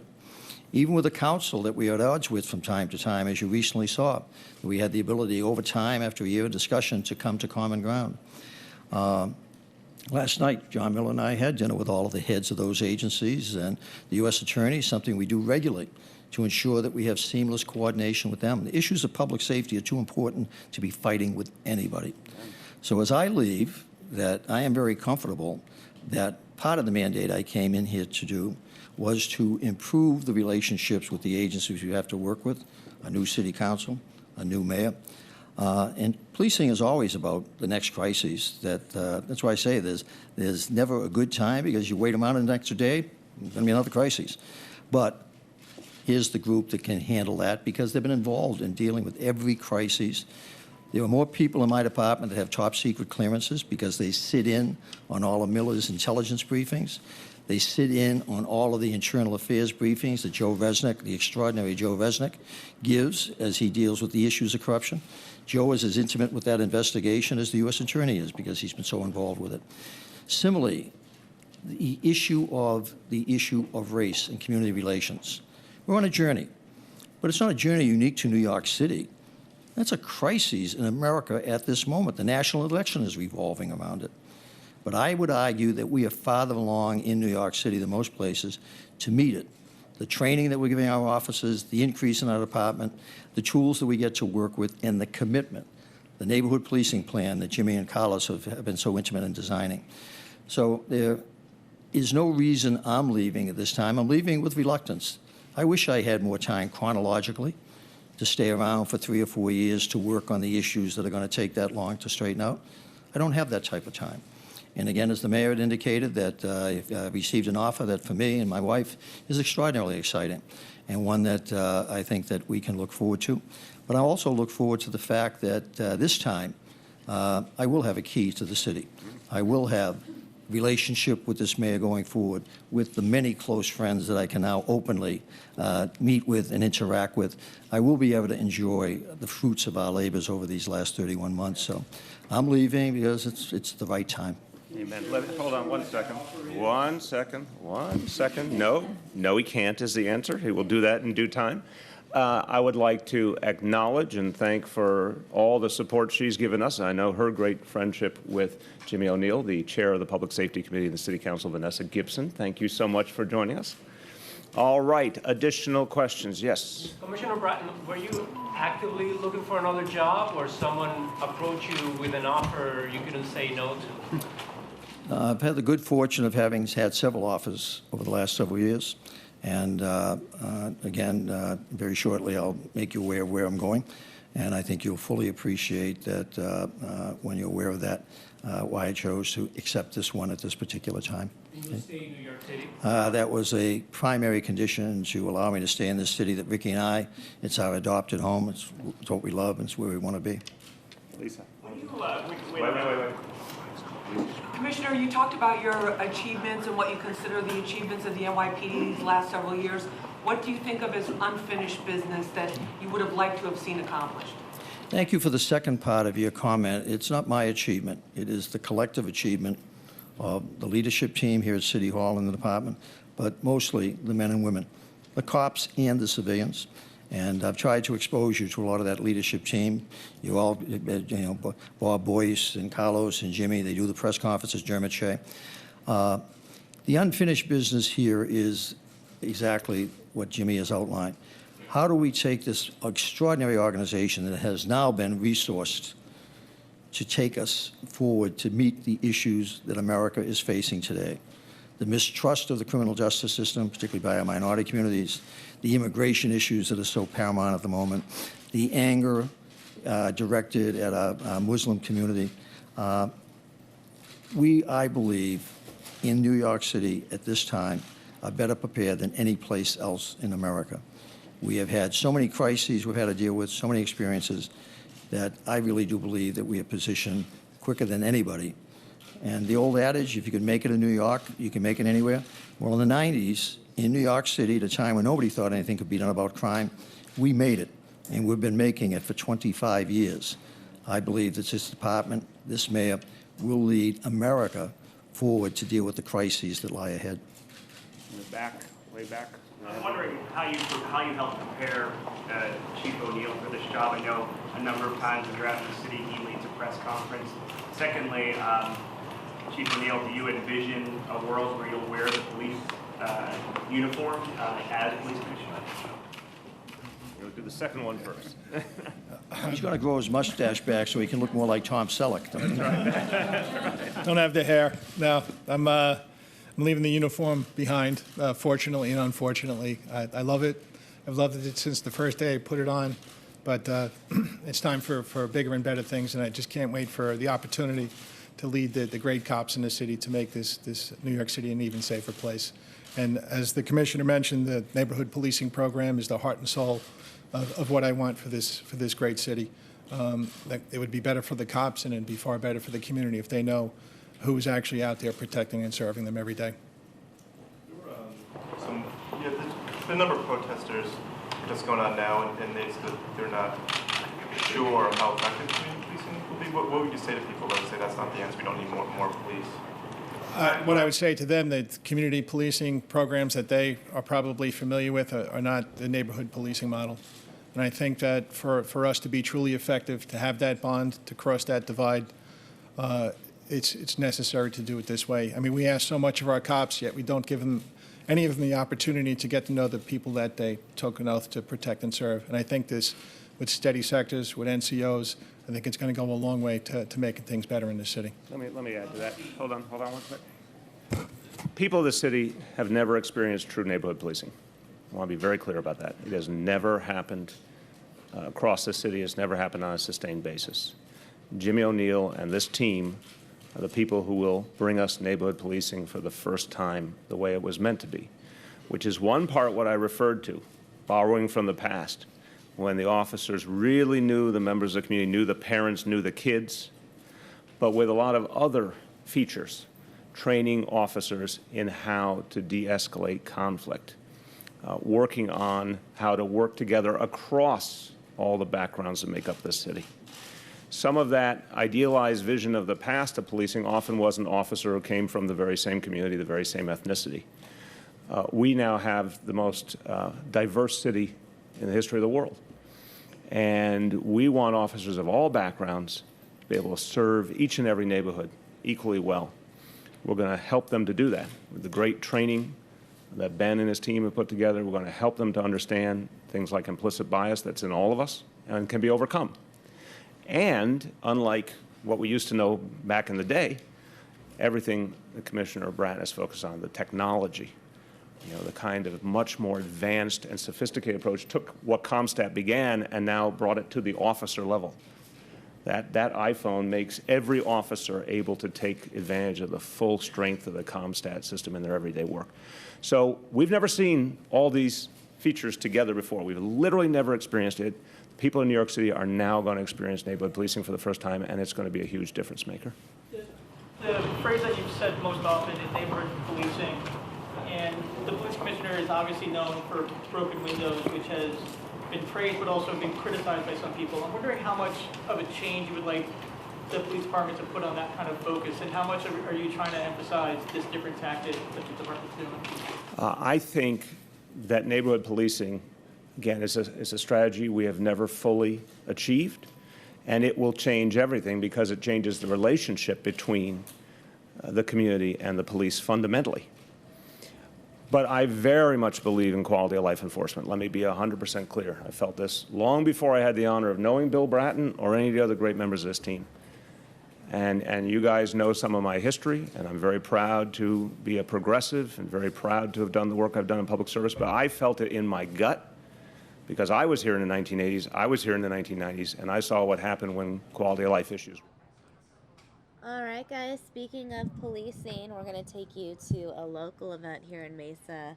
Mesa Police responding to the President's guidelines on 21st century policing. Our admiration and our support for our police administration, and to thank them for incorporating this document in such a fine way into the way that we're going to police going forward.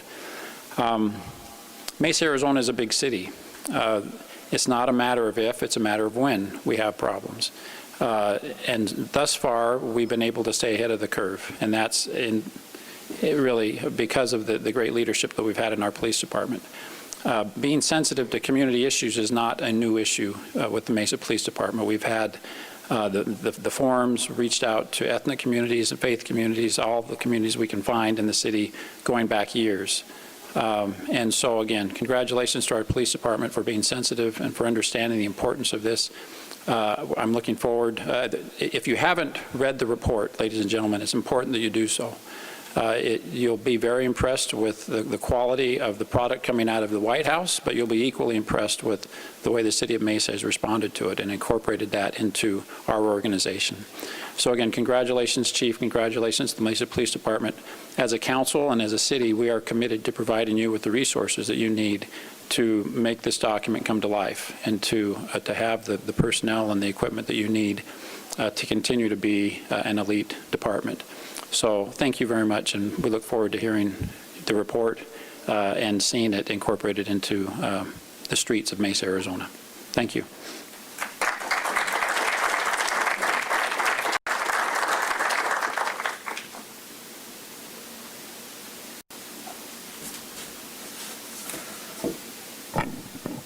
Good morning, everybody.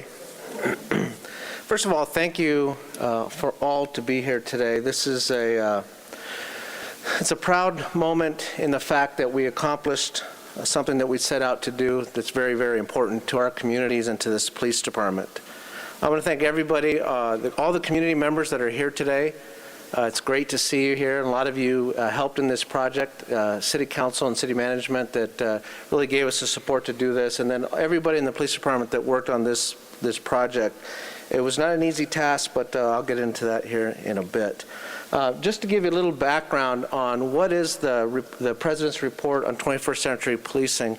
It was a report that was published last year that it was put together as a collaborative effort of police leaders throughout the country, community leaders throughout the country, youth leaders, technical leaders, and non-governmental entities that came together and published the President's report on Task Force on 21st Century Policing, and it gave 151 recommendations for police departments across the country on how you do business in today's world. The product that was put out through the task force was incredible, and all the public meetings I go to, I ask people who's read it, and maybe a hand or two goes up. I encourage everyone. If you want to know how to police in the 21st century, it is an incredible blueprint on how we should be doing policing in today's world. But a blueprint is useless unless you build something with it. And really that's what we set out to do about 6 months ago.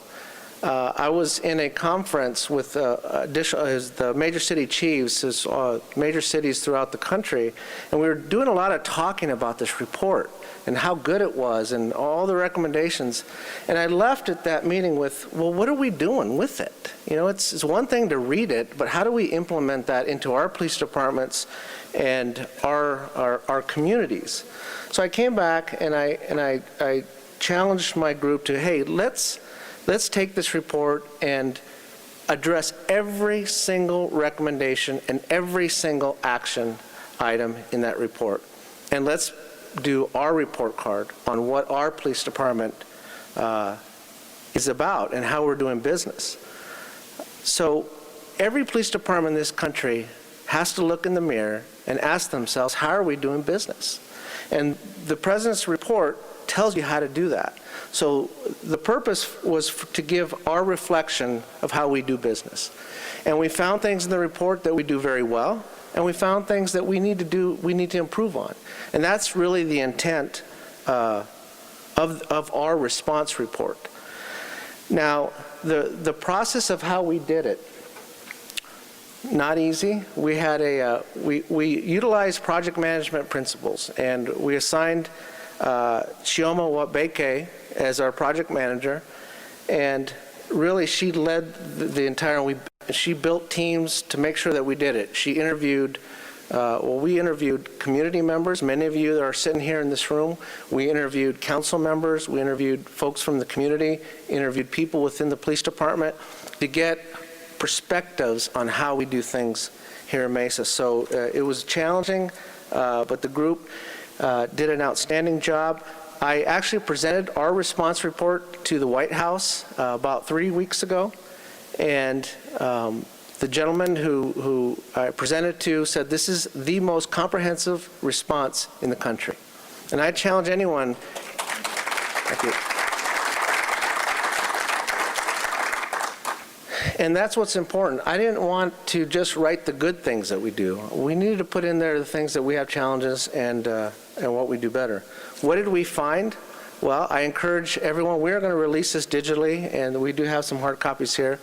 I encourage you to read our response, because every single recommendation and action item is in our report, and it illustrates what we do or what we are going to do. And what did we find? We found that we do things very well. We found that our community engagement is outstanding. Our community forums are strong, but we need to continue to foster those. If you know anything about building trust and relationship, think about your own relationship. It's an everyday item. If you neglect your relationship, you can lose trust. So it's an everyday thing that we need to address. What did we find that we need to improve on? And there's several things, and I encourage you to read it. The way that our department collects data, our open source initiatives, we need to improve on that. We need to improve on how we collect data on traffic stops, arrest. So, you know, like I said before, the reflection of who we are, how do we need to improve?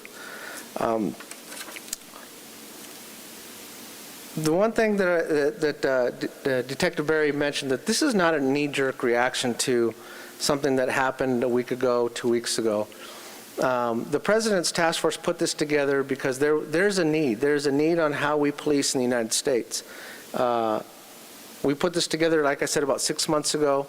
This is something that is a living, breathing document. It doesn't mean that this report is the end-all of how we're doing business. This report is a guideline, something that we will address tomorrow, next month, next year, to ensure that we are continually striving to improve in how we do business. So I'm very, very proud of that.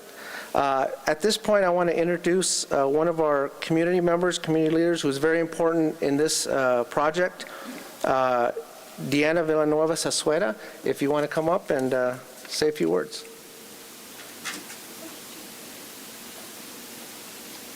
Good morning. Thank you all for being here, and thank you to Chief Mesa and the support of City Council for Chief Mesa and his team, and really the incredible work that they've done today.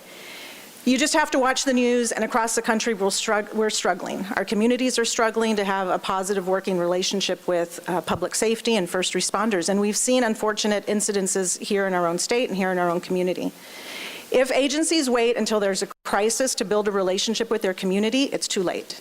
And that's one thing that Mesa Police Department gets right. They've been developing a relationship with our very diverse communities for years, and this is a testament to the work that they've done.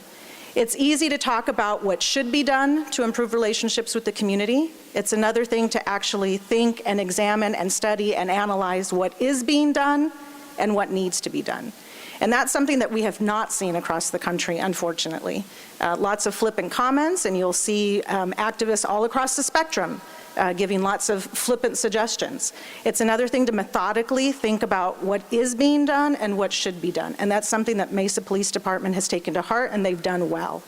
And again, this isn't something that has happened as a last-minute reaction to one incident or another. It's a reflection of years of work developing trust with very diverse communities. So again, I want to applaud their efforts. I have full confidence that this kind of relationship will continue. And again, a big thank you to the chief and his team.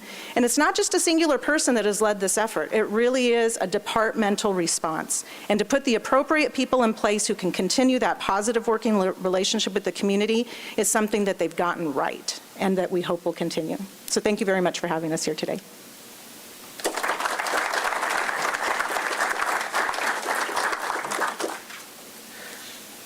You know, I started in this business 30 years ago, and we were talking earlier on, when I started 30 years ago, I felt our community trusted us, this police department. And if you look at that trust and transparency across the country, if we had trust before, we can get it back. And that's really what we need to strive for, is continue to build that trust with our community. And I'm so glad to see some of our community members that we worked so hard to build sincere, true relationships, because that's what it's about. That is how we're going to fix this. And I applaud all of you for being here today, and we'll open it up to any questions that you may have.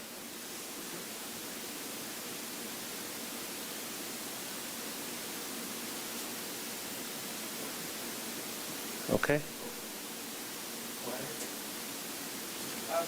You know, I'm just kind of curious about what you said about how community trusted the police force before 30 years ago. Was that also true of the minority community? You know, I can only speak for my relationships. I worked street gangs in the early 90s, and I worked primarily with minority neighborhoods. We not only just worked enforcement on gangs, we worked a lot of prevention and intervention, and that also is building that trust and that cooperation, in my experiences, where prevention programs and intervention programs to get kids out of gangs and prevent kids from even joining gangs is an important. So I would say that was part of the culture. Now, in today's world, I think we need to do more outreach with our minority communities, more than ever, really. Yes.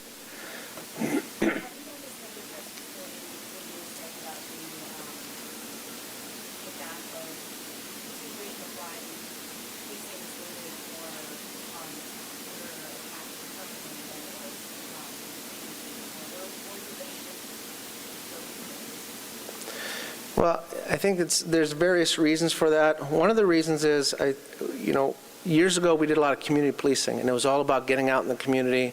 And then we started moving in the direction of intelligence-led policing. Let's put cops on the dots. And I think through time we forgot about the community. We were trying to work smarter and more efficiently.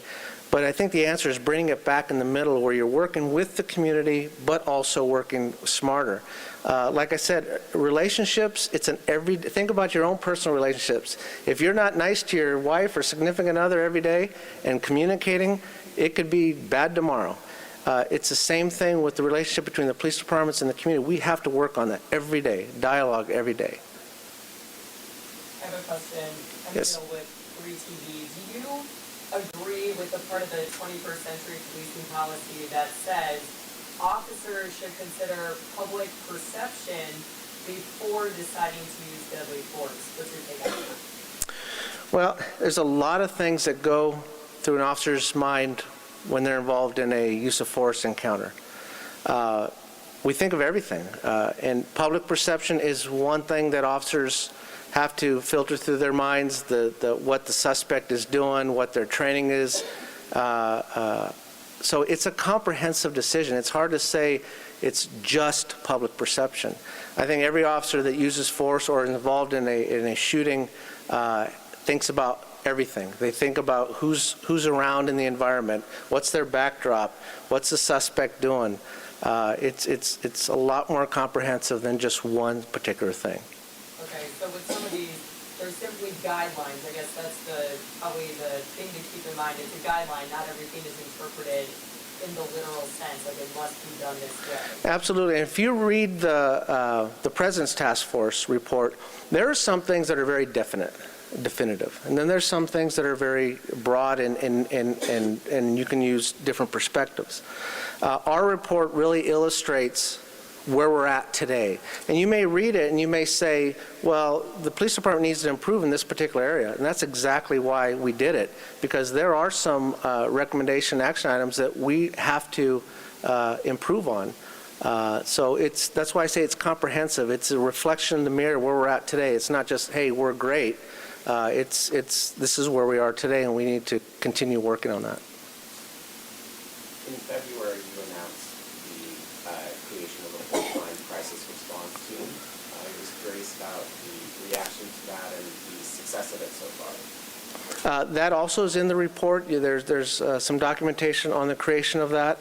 So far, our crisis response team has been outstanding. They have, and we can get you some details as far as their statistics, but I have received reports on situations that may have had a different outcome if it wasn't for that team. We have trained individuals. We actually have the predominant members on that are hostage negotiators, so they have the skills and training to know how to communicate with people. And in those situations, time is our best friend.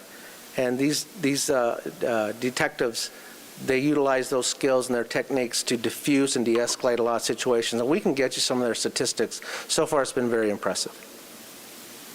I have a question. Do all of your officers have body cameras when they go out to work each day? Okay.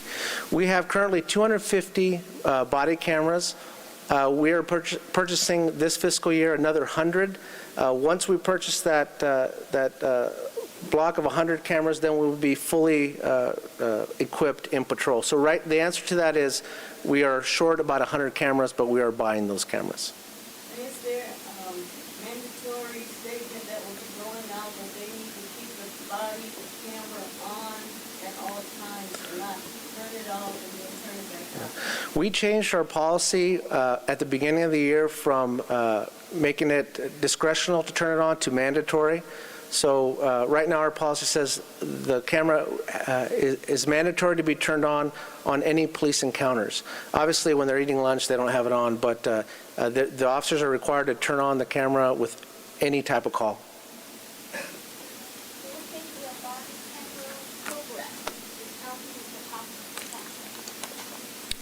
Absolutely, and that is really a reflection of the original report that the body cameras, it's transparency. We have captured footage of all different kinds of calls for service, including shootings here in the department. It is an element of transparency. If allowing the footage to be reviewed and officers are critiqued in their work performance with the cameras. But that is something that across the country, it's part of our profession.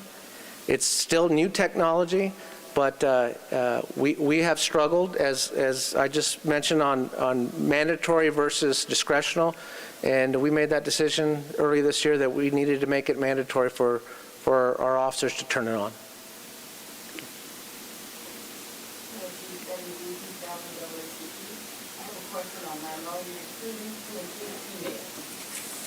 I'm glad you brought that up because I was actually going to mention that.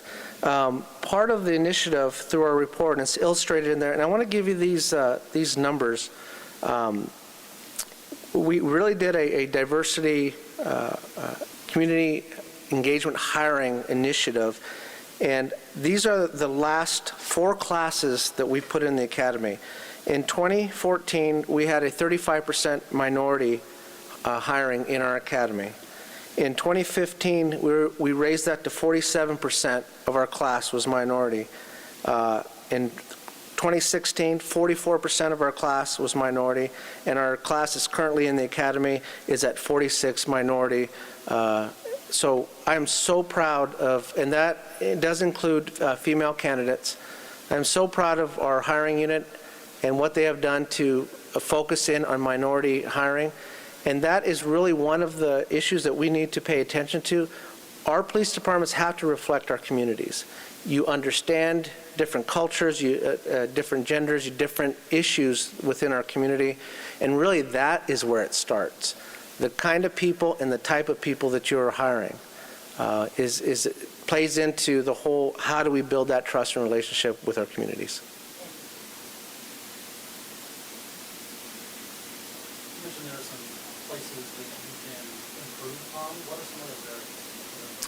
I mentioned our data collection and our open source initiatives for data. Right now, if you wanted to know how many complaints on officers or how many were sustained or not sustained, it's very difficult for the public to find that. You can call or ask for the information, but it should be easy as if you want to know that, you go on our website and you can find out. What about our traffic stops? How many people do we stop? What color, what race are the people that we stop? Why do we stop them? Those are areas that are not relatively available to the public. So that's part of that transparency that we need to improve on to get that. And Assistant Chief Lithgow is working on. The city has a open data initiative, and we're trying to improve our aspects of that and be as transparent as we can.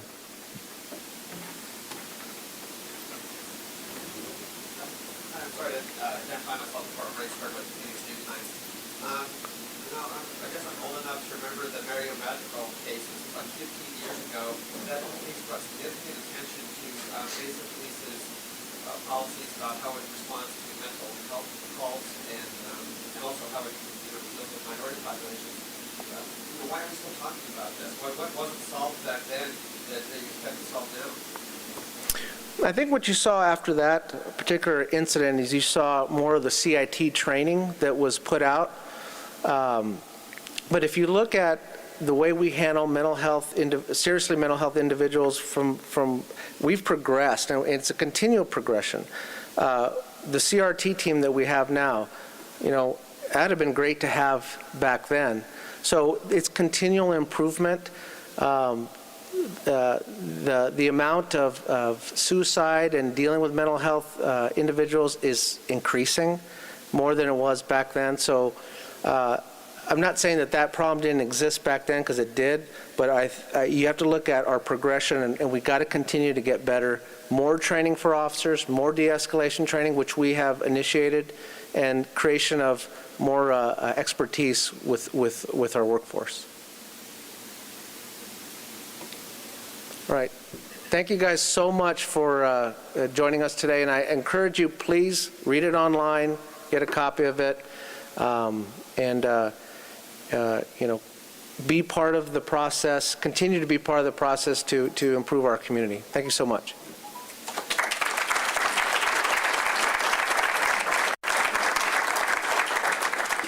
Again, thanks everyone for coming out. We're going to be here for a few more minutes. The chief will be available, some of our city folks and our community members as well, if you'd like to have some conversations with them as well. Again, thank you everybody for coming out.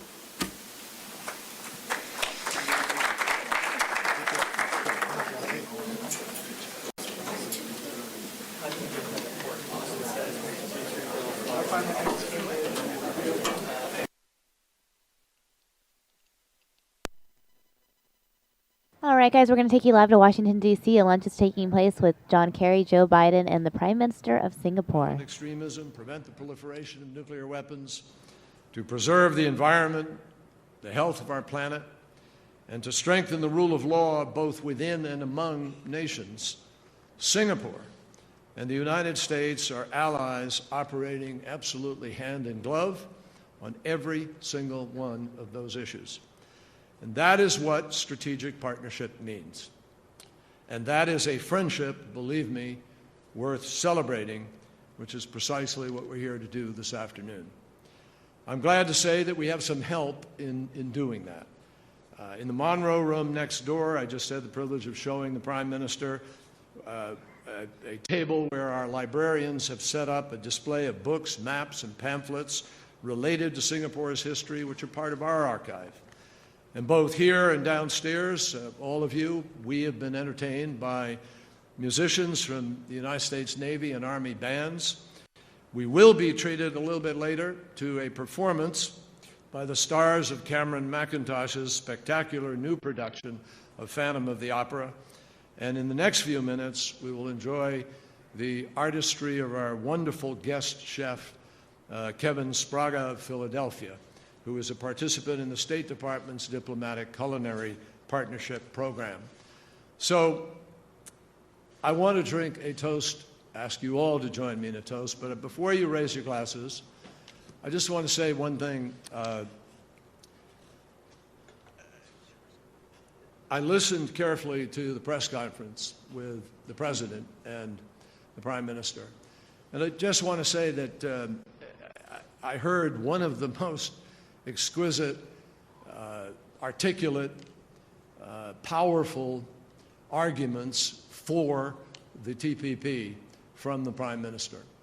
An argument which literally drew on American history, on Smoot-Hawley, on tariffs, on the things we have tried, and what it brought about, namely a depression. And the Prime Minister said, you know, if you turn in the wrong direction, it may take years to get back from it, and it will be at great cost to the world. So, Mr. Prime Minister, that is what we have come to expect from the Prime Minister of Singapore. It's what we expect from you personally. It's what we're privileged to get. And so I drink a toast to you on the journey traveled between our countries, on the journey yet to be traveled, on the mutual respect and great, great friendship between our countries. Thank you. Cheers.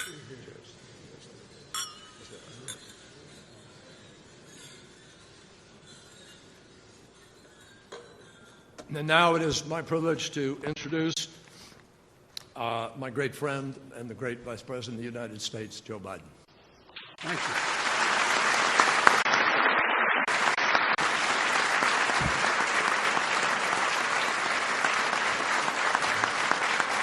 Mr. Prime Minister, Mrs. Lee, Secretary Kerry, Secretary Bob McDonald, our colleagues Ben Cardin and Chris Coons, and many others are here. I'm leaving out an awful lot of very important people. Dr. Kissinger, I want you to know I think it did all start with you. I want to get that clear right at the outset here. And there's a reason John was being so complimentary about your press conference and you're talking about the history of trade agreements.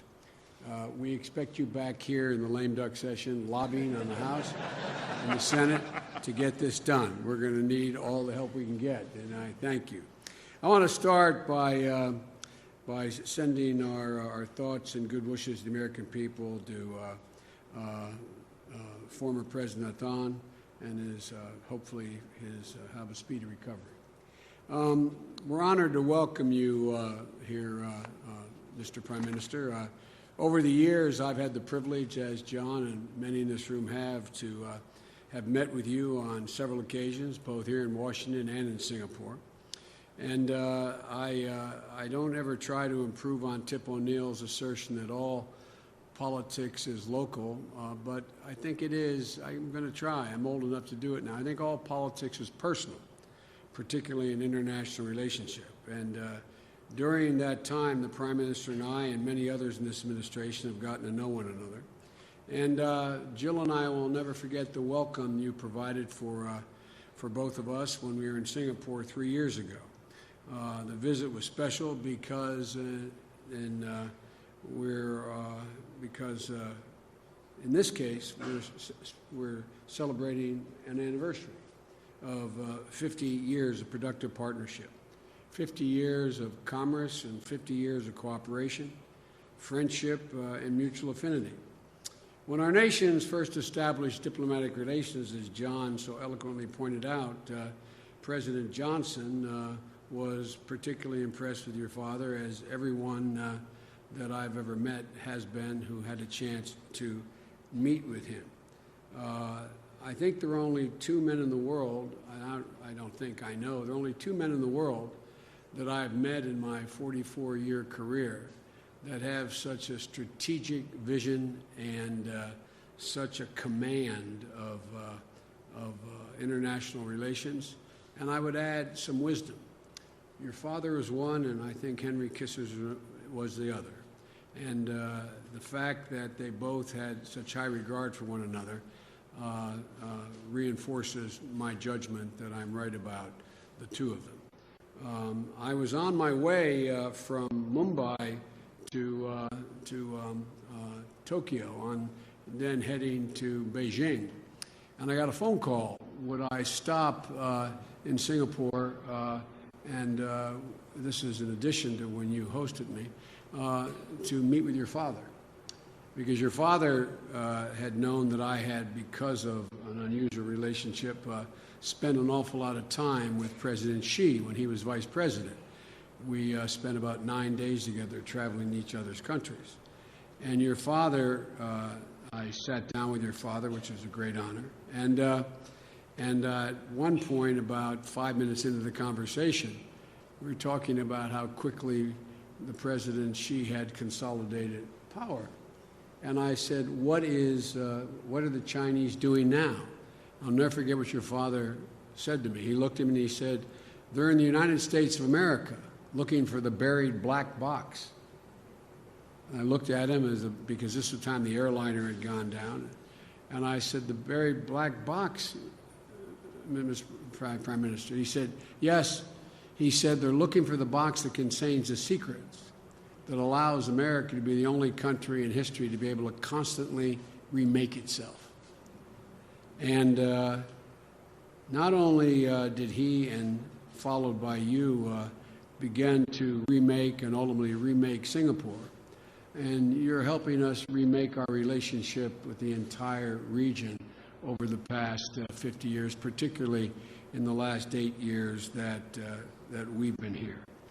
I don't think even Lee Kuan Yew fully imagined how fruitful this relationship would become.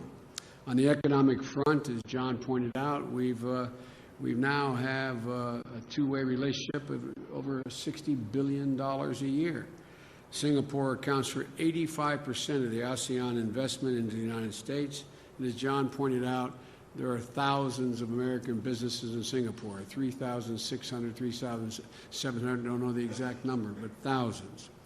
And it's an economic partnership that's remarkable, but for its size and its quality. You know, we play by the same rules, both our countries. We both reward innovation, we protect intellectual property, and the rules governing business are transparent and they're fair. And we both know there's sort of a new rule of physics in international relations. And that is, there are certain things that have to take place for a country to succeed economically. And you abide by all those ingredients. And our security relationship is equally strong.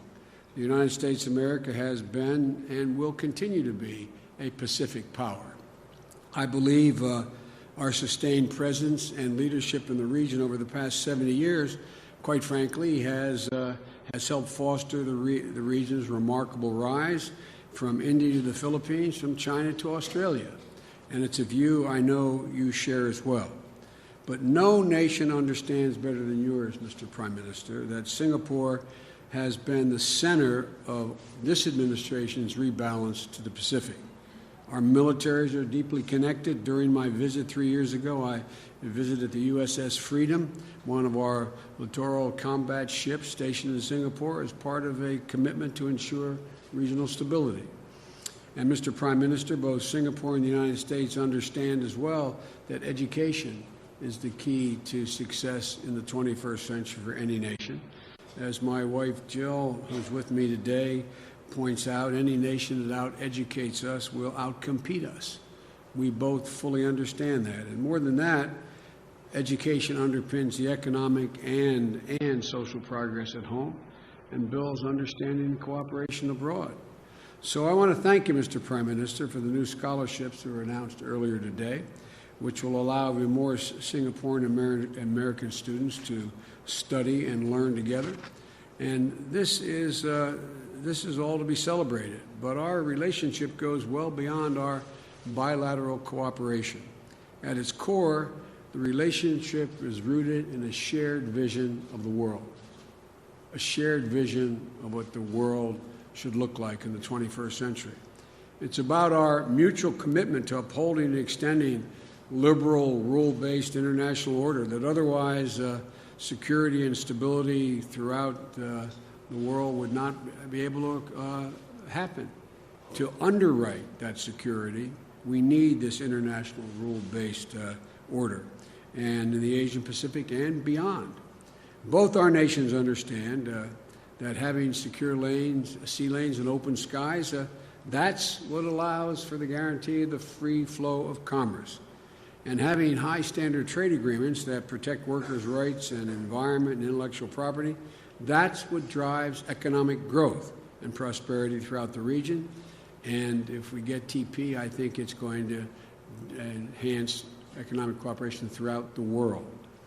Having strong institutions like ASEAN and shared commitment to abide by international rules and norms, that's how to resolve disputes. We talked about that today in the Oval, and ensure a peaceful future for all the peoples in the region. That's the future that Singapore and the United States are working side by side to build. And that's why we stand together as partners to address the global threat of terrorism and violent extremism, both in the Middle East and in Southeast Asia, as again we talked about in the Oval today. And that's why we're doing more together to address the 21st century challenge of nuclear proliferation, cybersecurity, and climate change. It's a long agenda, but together we can make real progress on each of the issues I've raised. And that's why we're training our partners throughout ASEAN. Together we're training our partners to better take on the region's most important issues, everything from providing disaster relief to improving energy efficiency. In each instance, we've proven that we accomplish more in the world when we work together. During our visit to Singapore in 2013, as I said, I had the honor of visiting your dad before he passed away. And as other world leaders have told you, I don't think there's I can't imagine. It must have been like a runway into your home, all the world leaders wanting to meet with your father.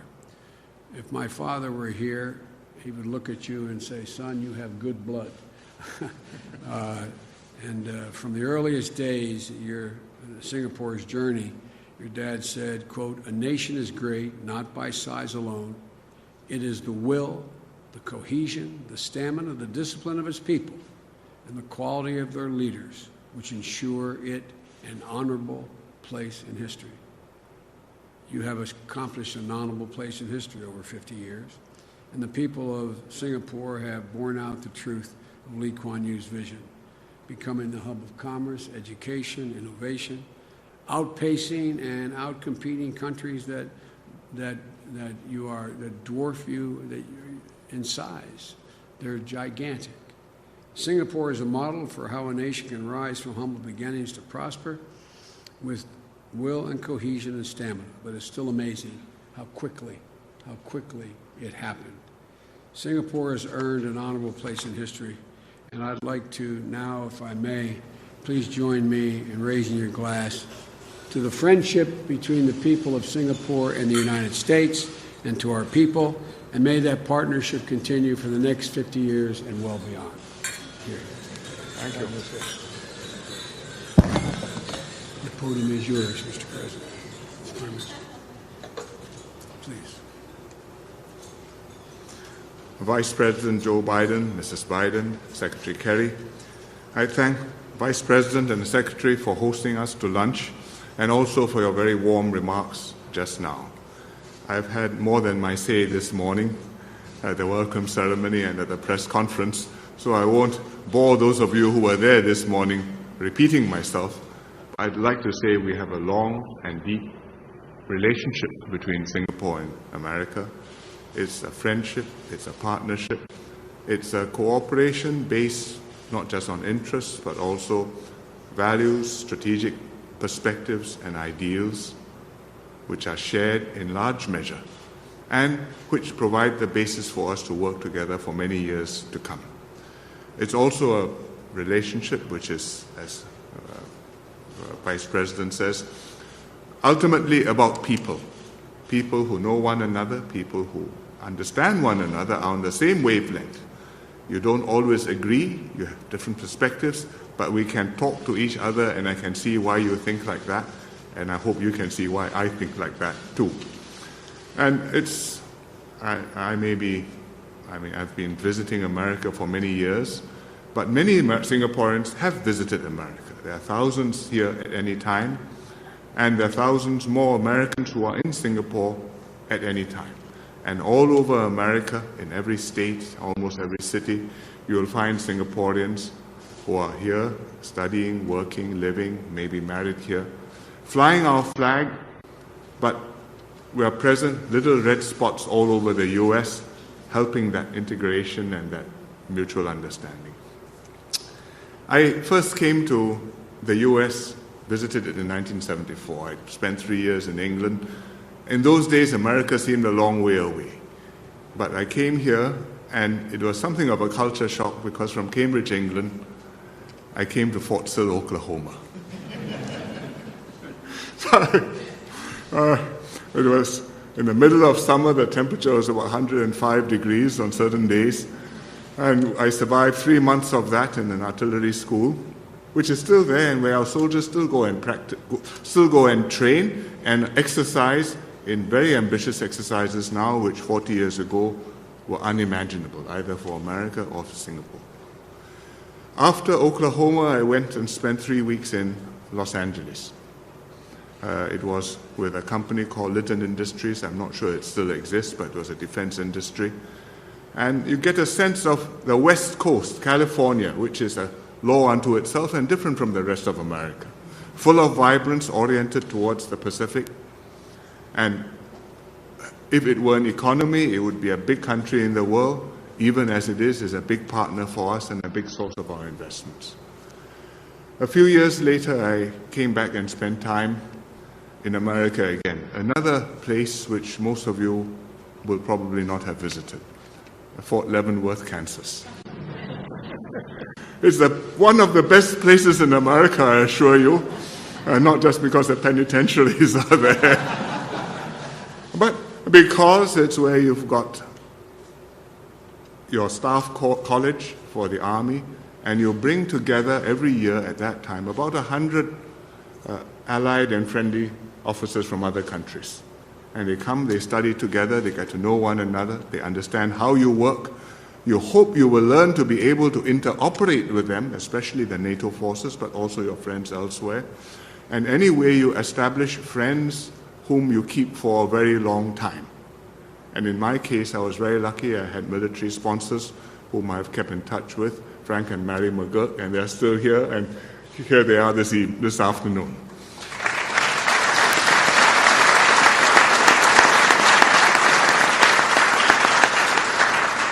Almost 40 years later. After Fort Leavenworth, I suppose, I'm not sure if you'd call it a reprieve, but I went to Massachusetts. And that's... That's a reprieve.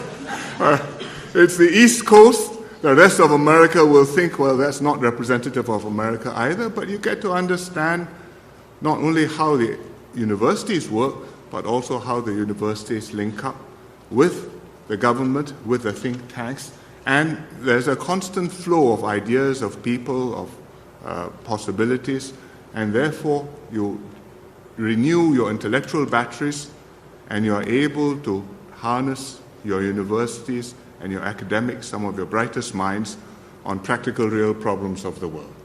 I spent a year at the Kennedy School. It was Leavenworth said it was the best year of your life, and America, Boston, was not bad either. So that was my initial sampler.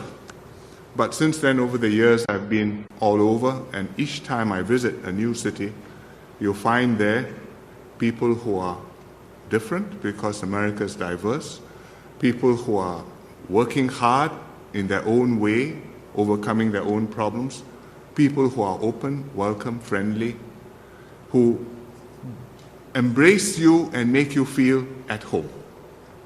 And it's unique, and it's only in America. So today, to be here today and have this chance to talk to all of you, I'm very grateful and very moved. And I'd like to thank especially the Vice President for introducing me. He was in Singapore 3 years ago, visited us. He visited our naval base where one of the littoral combat ships was, the USS Freedom. It was the first one to be deployed to Singapore. I think they've rotated now, but right now there are 2 LCSs in Singapore, and eventually there will be 4 of them. And it's Singapore's contribution to help America to be engaged in the region, to help contribute to the security and the stability of the region, and it helps our security and stability in Southeast Asia and in Singapore too. The Vice President has made a strong case for the TPP, as has the President, and I know that he is past master at securing votes on the Hill for difficult problems like this, and I look forward to his deploying all his powers and getting the TPP ratified very soon. You're coming back to help, right? And we will do all we can to help, whether in Singapore or in America. Also happy to see Senator Kerry again, or Secretary Kerry now, who last visited us just in August last year. Last time I saw him, he was, I think, still in crutches, but I'm glad he's healed, and I suspect he's cycling again. And he's made many trips to Asia, added substance to the rebalance, attended many ASEAN meetings, and also opened a permanent mission to ASEAN, the first by a non-ASEAN member. So I hope that the US will continue its rebalancing and its active engagement in the region. It is something which many, many countries in the region support and hope will strengthen. They don't all express it in the same way. Some of them find it more implicit than others. Singapore has nailed our colors to the mast, and we have stated our position unambiguously for many years. It's a good thing. It needs to continue. It's good not just for the region, where millions of souls depend upon it, but it benefits the United States tremendously, because they're securing peace and stability in the Asia-Pacific, which otherwise could be a very troublesome part of the world for you. So finally, I'd like to pay tribute and thank the many U.S. ambassadors and diplomats who have served in Singapore, and those who are here today as well as those who are not here today. They've played an important role fostering the good relations between our two countries. Many of you have remained good friends and engaged long after your tour of duty. And your presence today testifies to the depth of the friendship between our two countries, not only the governments but also the peoples. So may I now invite you to offer a toast to the enduring friendship between Singapore and the United States, and to wish that it will continue to strengthen and flourish for many years to come. Thank you very much. Cheers. Looking forward to coming Cheers. back.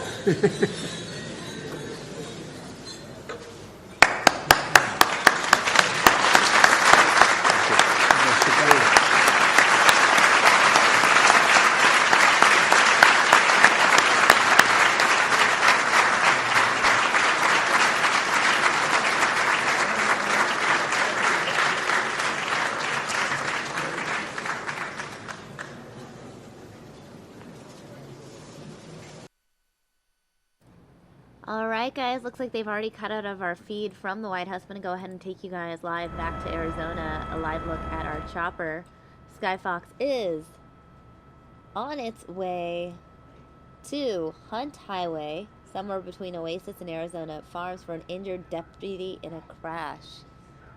You're looking at live images coming in courtesy of Skyfox.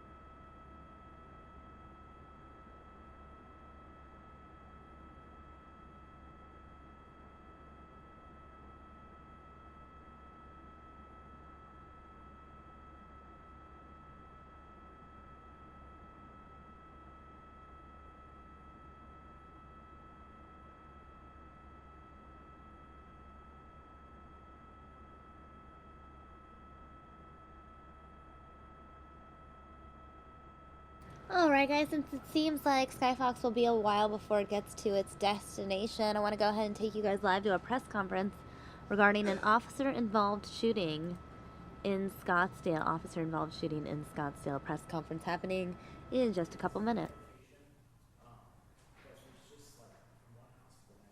Hi guys. Thanks so much for coming. Thanks for the invite. Are you going to wire him, Jimmy? We're going to have snacks later? Yeah, everybody. I have to take care of that this morning. I haven't been to Alexi's in years. I'd be glad to speak afterwards for a moment if you'd like to.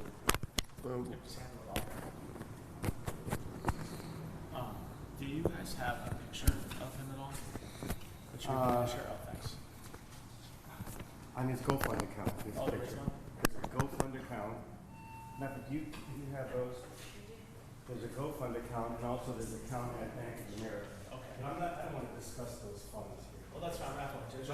But there is, when we do the story, it always helps. But there is a GoFund account as well. I give everybody a card. Yes, thank you. I'm sorry. Okay. It's for information. So, okay. Information which you can ask the public. Can I just ask who's here? A representative from, I represent channels 3 and 5 under Meredith. Channel 10, Channel 12. And you are? Andrew with Channel 10. And you're with 12? I'm with 10. Oh, with 10? Yeah.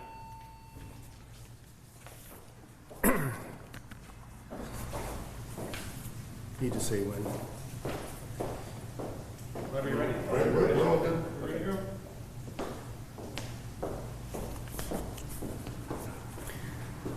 Good afternoon, and thank you for being here. Can we just do one thing? Can one of you guys stand right here in the middle so we look? Sorry. Can I start over again? You're Yeah, at the that's back. fine. You can stand right there, sir. You don't need to walk into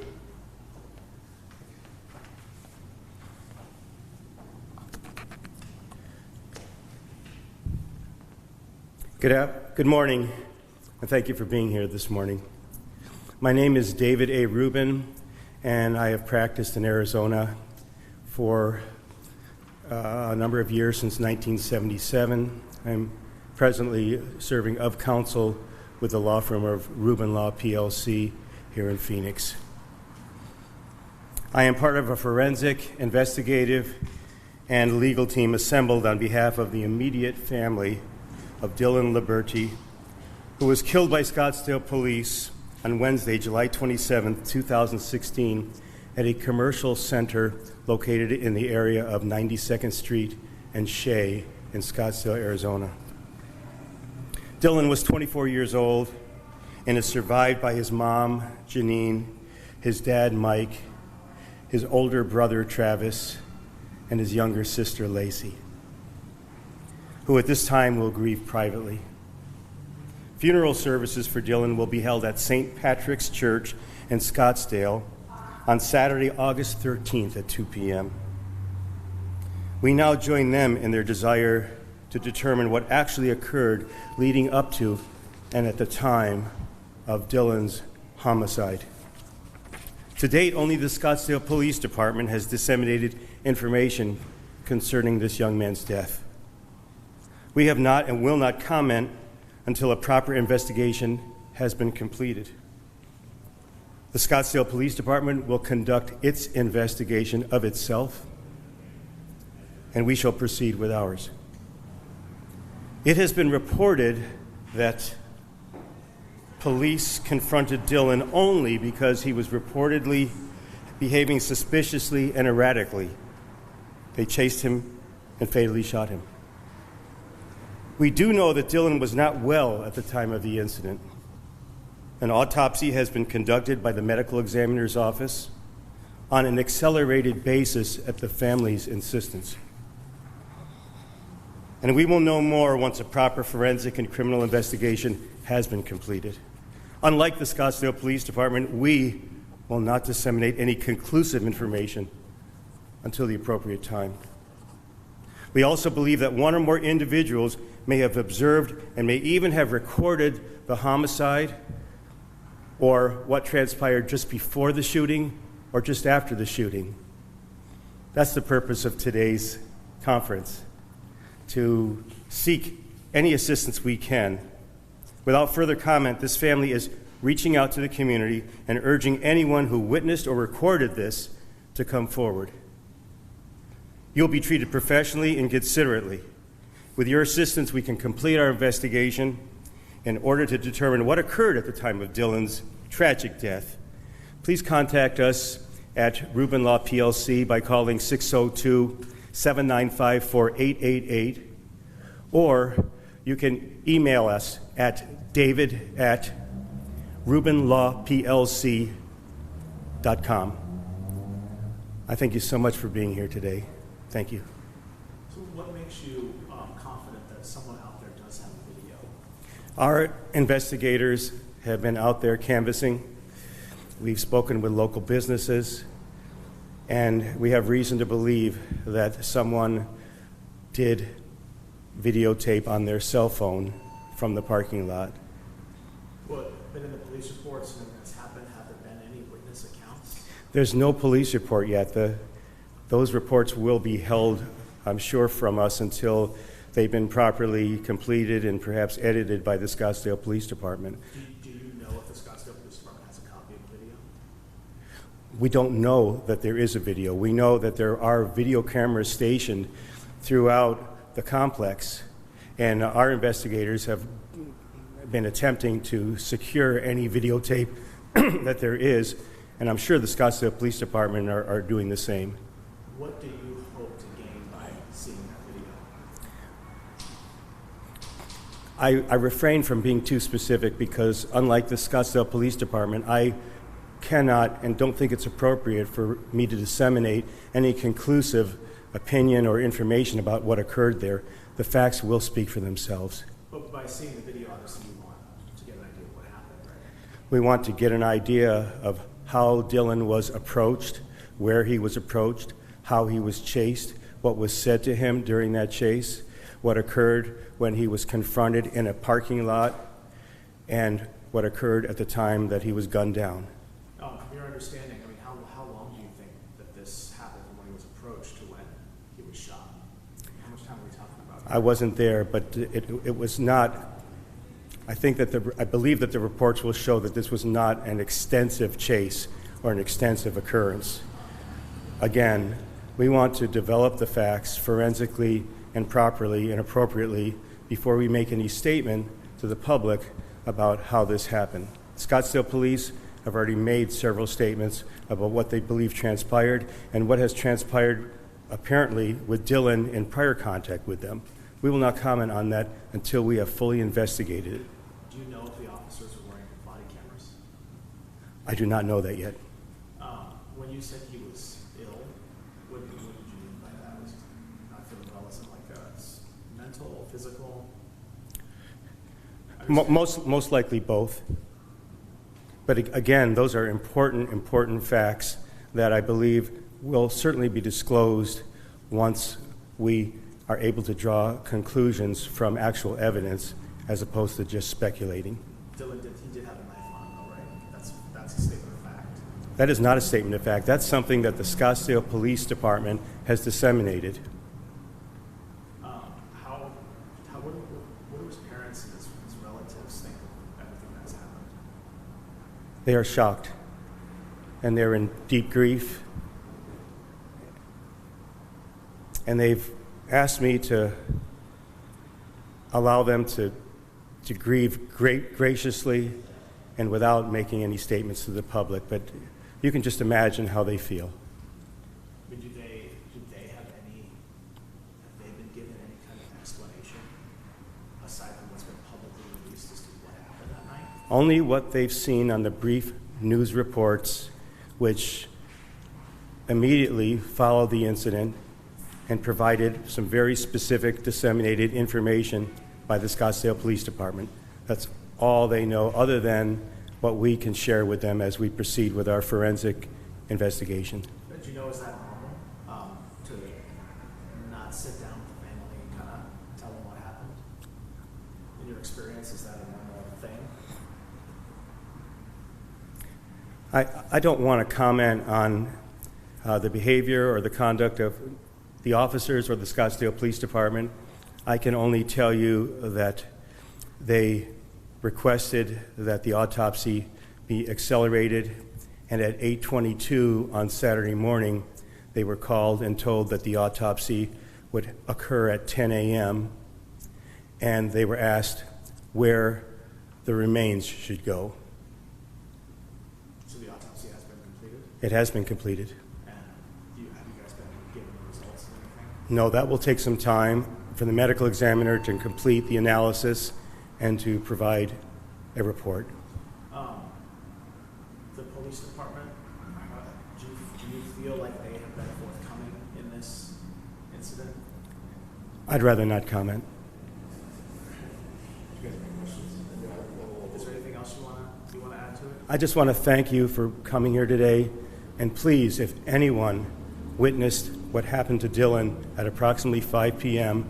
on July 27th, either the occurrence or what happened just before it or what happened afterwards, and please remember that this occurrence began out in front of the area of Sprouts and Chompy's, and then proceeded through the corridor between those stores and the other retail establishments, and terminated just inside the parking lot in the back of that complex. Given everything that's happening in the country right now with officers getting shot and people shooting at officers and all the shootings we've seen, what do you hope kind of comes of all this? The truth. Thanks. Thank you. Thanks, guys. Appreciate it. Thank you. Appreciate the opportunity. Thank you. Appreciate it. I got a little devoted myself. Appreciate you being available. And we will disseminate information.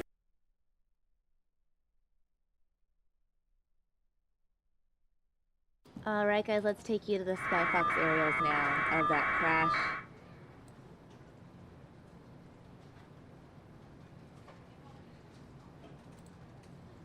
Hunt Highway, injured deputy in a crash.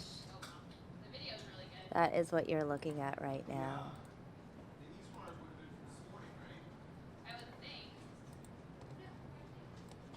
Hunt Highway, somewhere between Oasis and Arizona Farms.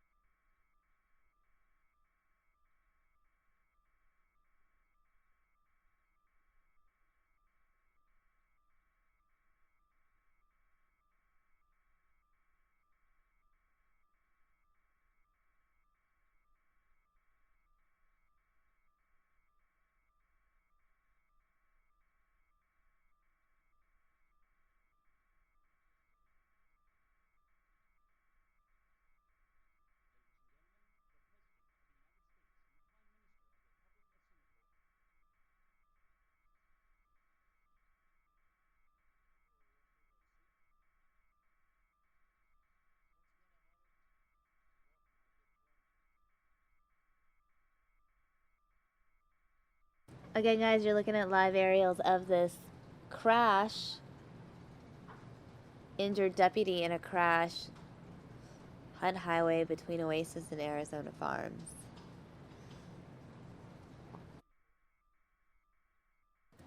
And in case you missed it earlier, the Prime Minister of Singapore visiting Washington, D.C., the Prime Minister and President Obama holding a joint news conference earlier today. In case you missed it, I'm going to replay it for you now. First time it's airing on News Now. As it happened during another broadcast, we weren't able to play it live, but here it is now. Hello, everyone. Please have a seat. Once again, I'm honored to welcome my good friend, Prime Minister Lee, and his delegation back to the White House. I have been fortunate to work with the Prime Minister throughout my presidency, and I always value his insight, his counsel, and his outstanding partnership. Let me say that our thoughts today are also with former President Nothin, and we join the people of Singapore in praying for his full and speedy recovery.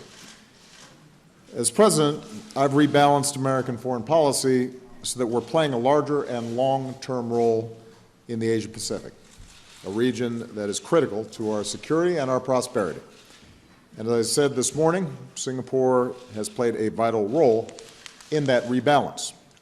With Singapore's support, the United States is engaging more deeply than ever across the region, including through ASEAN and the East Asia Summit. Given its strategic location, Singapore is an anchor for the U.S. presence in the region, which is the foundation of stability and peace. And Mr. Prime Minister, I want to thank you for the invaluable contributions that Singapore has made to a central pillar of our foreign policy. Today, we agreed to continue building on this progress.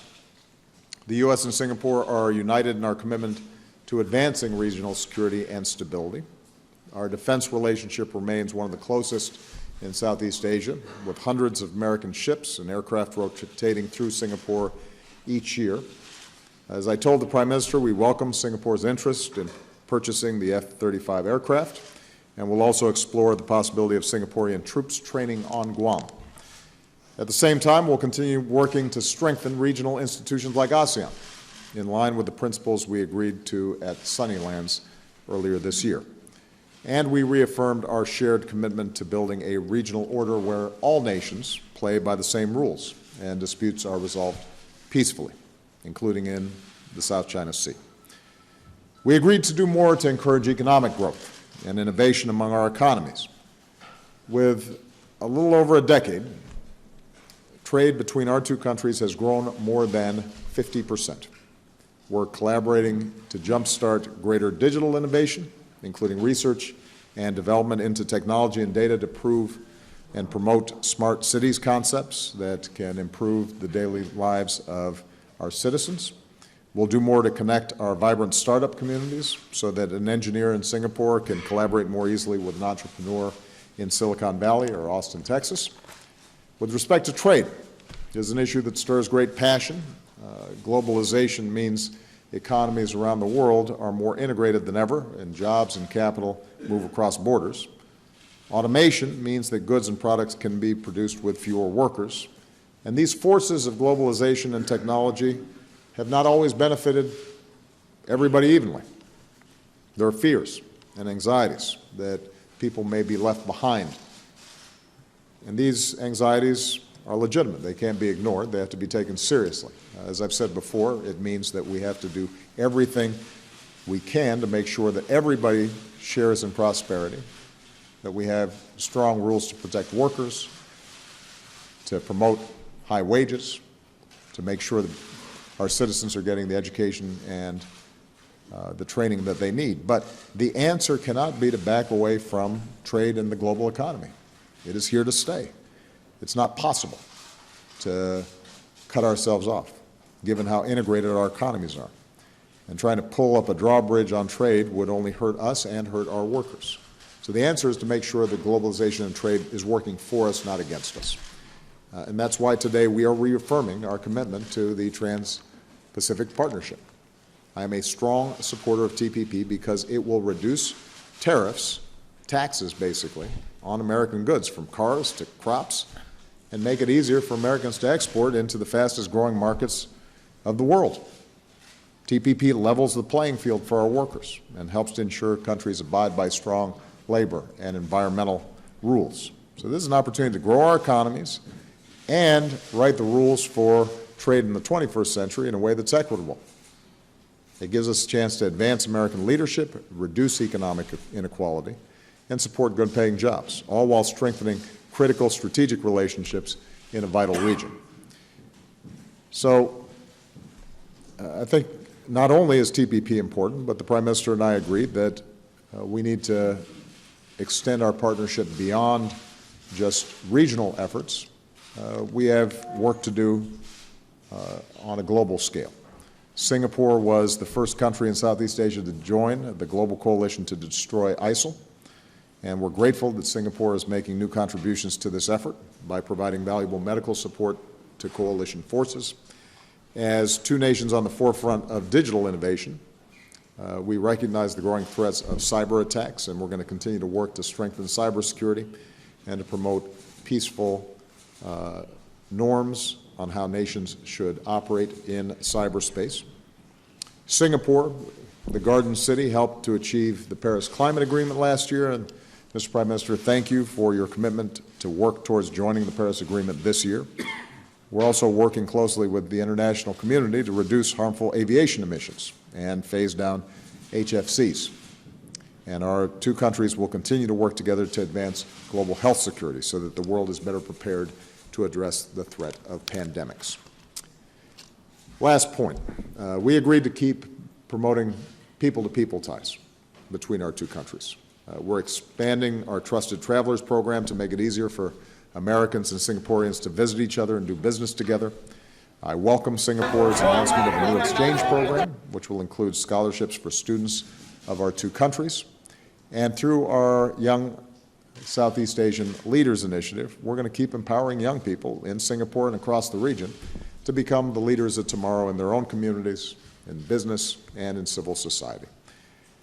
I'll note that I had a chance to meet one of those young Singaporean leaders at a YSEALI summit in Kuala Lumpur last year, a remarkable young woman named Carrie Tan, who is helping underprivileged women become financially self-sufficient. And Carrie talked about coming together with young people from across Southeast Asia. She said, "We bonded in our common endeavor to seek to understand and learn from one another in pursuit of our aspirations to a better world." Young people like Carrie give me hope, and Prime Minister Lee, based on our work together, I am confident that Singapore and the United States will continue to advance our shared aspirations for a better world for many years to come. With that, let me turn it over to you, Mr. Prime Minister. Well, thank you, President Obama. President Obama, distinguished guests, I'm very happy to be here on an official visit for the 50th anniversary of our diplomatic relations. I'd like to thank President Obama for his gracious hospitality and for his attention to our bilateral relations, as well as to the wider Asia-Pacific, and specifically also for his good wishes on the condition of our former President, Mr. S.R. Nathan. The President and I had a substantive conversation on a wide range of issues. We affirmed our strong, multifaceted, and long-standing partnership. Our strong economic ties are underpinned by the U.S.-Singapore Free Trade Agreement. Singapore is America's largest trading partner in Southeast Asia, where the U.S. is Singapore's largest foreign direct investor. And many American companies run their regional headquarters in Singapore. And there are many Singapore companies also which are in America. And the relationship deepens year by year. In the defense area, we have robust cooperation under the ambit of the MOU in 1990 and the Strategic Framework Agreement, which we concluded in 2005. Last year, we concluded the Enhanced Defense Cooperation Agreement, which expands cooperation into new areas like humanitarian assistance and disaster relief, cyber defense, and counterterrorism.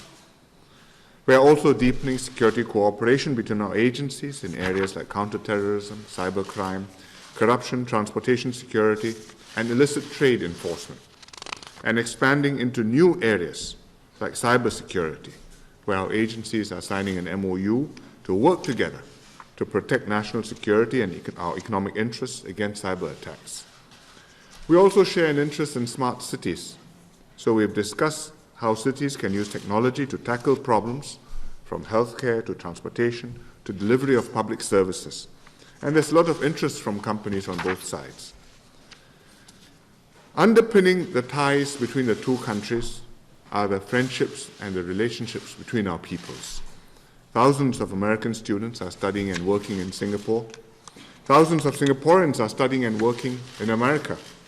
And last Sunday, I hosted a National Day reception for Singaporeans in our embassy here, and 600 people showed up.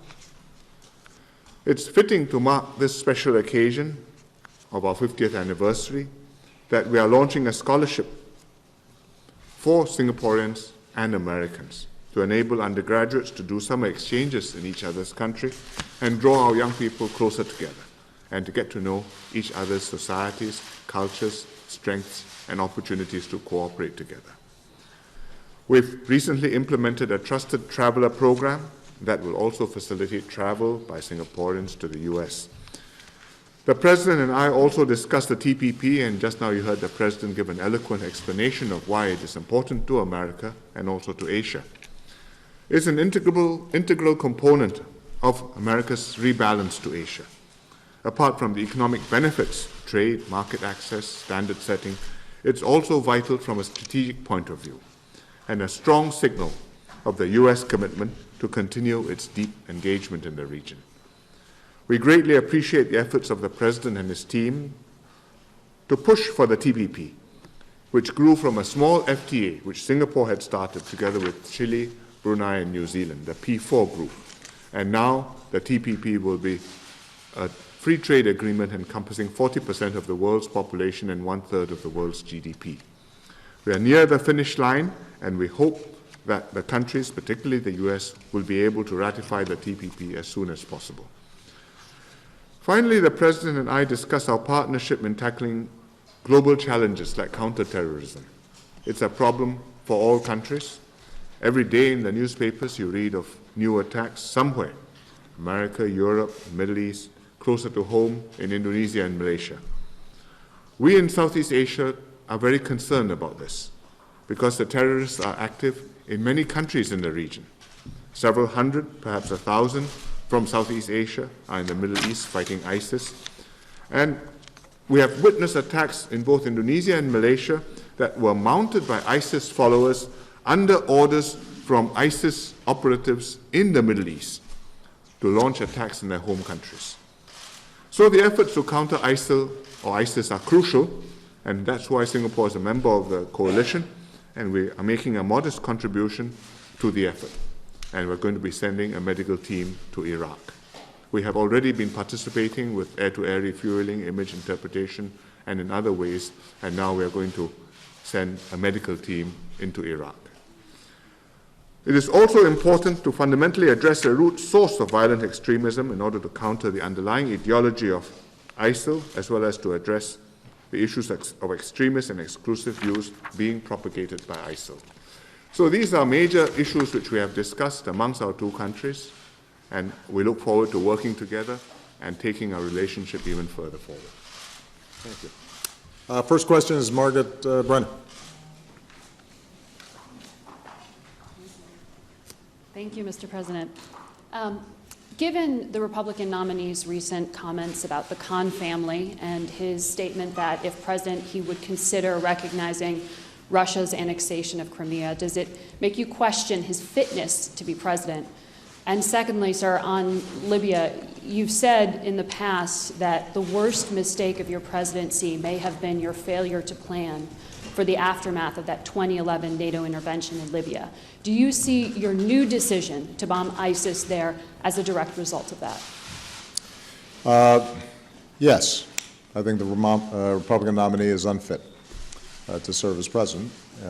I said so last week, and he keeps on proving it. The notion that he would attack a Gold Star family that had made such extraordinary sacrifices on behalf of our country. The fact that he doesn't appear to have basic knowledge around critical issues in Europe, in the Middle East, in Asia, means that he's woefully unprepared to do this job. And this is not just my opinion. I think what's been interesting is the repeated denunciations of his statements by leading Republicans, including the Speaker of the House and the Senate Majority Leader and prominent Republicans like John McCain. And the question I think that they have to ask themselves is, if you are repeatedly having to say in very strong terms that what he has said is unacceptable, from Donald Trump. Very interested. why are you still endorsing him? What does this say about your party that this is your standard bearer?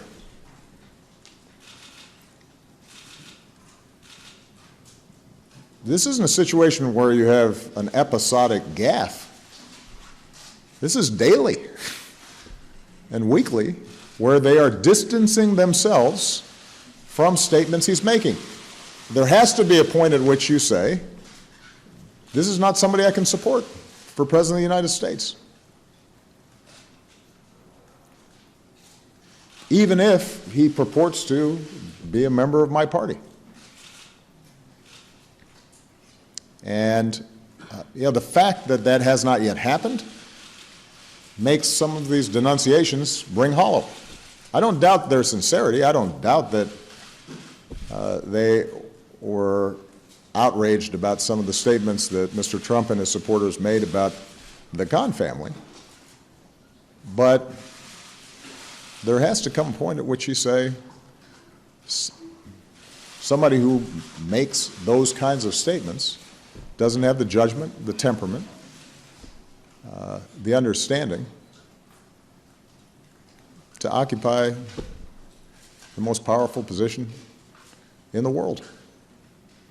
Because a lot of people depend on the White House getting stuff right. And this is different than just having policy disagreements. I recognize that they all profoundly disagree with myself or Hillary Clinton on tax policy or on certain elements of foreign policy. But there have been Republican presidents with whom I disagreed with, but I didn't have a doubt that they could function as president. I think I was right and Mitt Romney and John McCain were wrong on certain policy issues, but I never thought that they couldn't do the job. And had they won, I would have been disappointed. But I would have said to all Americans, this is our president, and I know they're going to abide by certain norms and rules and common sense, will observe basic decency, will have enough knowledge about economic policy and foreign policy and our constitutional traditions and rule of law that our government will work. And then we'll compete 4 years from now to try to win an election. But that's not the situation here. And that's not just my opinion. That is the opinion of many prominent Republicans. There has to come a point at which you say, enough. And the alternative is that the entire party, the Republican Party, effectively endorses and validates the positions that are being articulated by Mr. Trump. And as I said in my speech last week, I don't think that actually represents the views of a whole lot of Republicans out there. With respect to Libya, I have said on several occasions that we did the right thing in preventing what could have been a massacre, a bloodbath in Libya. And we did so as part of an international coalition and under UN mandate. But I think that all of us collectively were not sufficiently attentive to what had to happen the day after and the day after and the day after that in order to ensure that there were strong structures in place to assure basic security and peace inside of Libya. The good news is that we now have the beginnings of a government in the government of national accord. They are serious about trying to bring all the factions together to start creating a basic security structure, to begin to monitor Libya's borders and to cooperate internationally to deal with issues like ISIL penetration on their territory. And at the request of that government, after they had already made significant progress against ISIL and had essentially pushed ISIL into a very confined area in and around Sirte, it is in America's national security interests in our fight against ISIL to make sure that they're able to finish the job. And so we're working in partnership with them to assure that ISIL does not get a stronghold in Libya, even as Libya begins what is going to be a long process to establish a functioning government and security system there. So the good news is that they recognize this terrorist organization in their midst is contrary to their national interests as well as the world's, and we're hopeful that having completed this process of driving ISIL out, they will then be in a position to start bringing the parties together inside that country, and not only us, but the Europeans and other countries around the world have a great interest in seeing stability in Libya because the absence of stability has helped to fuel some of the challenges that we've seen in terms of the migration crisis in Europe and some of the humanitarian tragedies that we've seen in the open seas between Libya and Europe. Right. Nicholas? Thank you, PM Lee, President Obama. First question for Prime Minister Lee. You've spoken about the continuation of the U.S. rebalance being a significant part of peace and stability in Asia. How do you envision this continuation proceeding in the next 50 years? And what role do you see Singapore playing in this context? What are some of the hot-button issues that we're likely to face as the U.S. hopefully continues its rebalance? Second question, you've mentioned the strong bipartisan links that Singapore has had with 9 different U.S. presidents from both sides of the political divide, a very strong record there. How would we address a U.S. leader which adopts a stance that's more closed off, more anti-globalization? For example, if we see that in November. President Obama, I have a question about the military collaboration, which has been a cornerstone of the relationship between Singapore and the U.S., especially coming on the heels of the latest announcement of the medical team to the global coalition against ISIS. With the rising threat of terror in Asia and indeed the rest of the world, the potential for military confrontation in the South China Sea, how do you see Singapore featuring in U.S. plans to address this going forward? Last question. 4 more years is a phrase that I think you've been hearing a little bit in the past few weeks and months. And while that's not possible, if it were, how would you continue developing relationships with Singapore? What would be your key focus going forward, maybe the next 50 years as well? Thank you. Well, 50 years is a very long time. 50 years ago, nobody imagined what the world would be like today or what Singapore would be like today, and that we would have such a deep and broad relationship and so many things to do together. We would like to build on this for the next 50 years. It depends on how each of our countries does. In Singapore, whether we are able to remain stable, prosperous, open, successful. In America, whether you remain one of the dynamic, vibrant, leading economies in the world, in a world in which there are other powers, other centers of creativity and technology and science and progress, but yet a unique participant with a history of contributing to the world, not just for your own interest, but because you believe that the world should be a better place for all countries. And if America can do that, and if Singapore can maintain our success, then I think there are many opportunities for us to make common cause together. And then the rebalancing which the President has enunciated and executed will sustain and endure for many years to come. It will be a very different world. The countries will grow, other countries will slow down. Demographics will have a big factor to come. I mean, if we look at Japan, the population has been shrinking, and they will have to do something somehow to turn it around. Otherwise, 50 more years of population shrinking, and you have a very small country left in terms of economy, in terms of influence internationally. Singapore, too, has demographic issues. America has a demographic change. The population is not shrinking, but the composition is changing.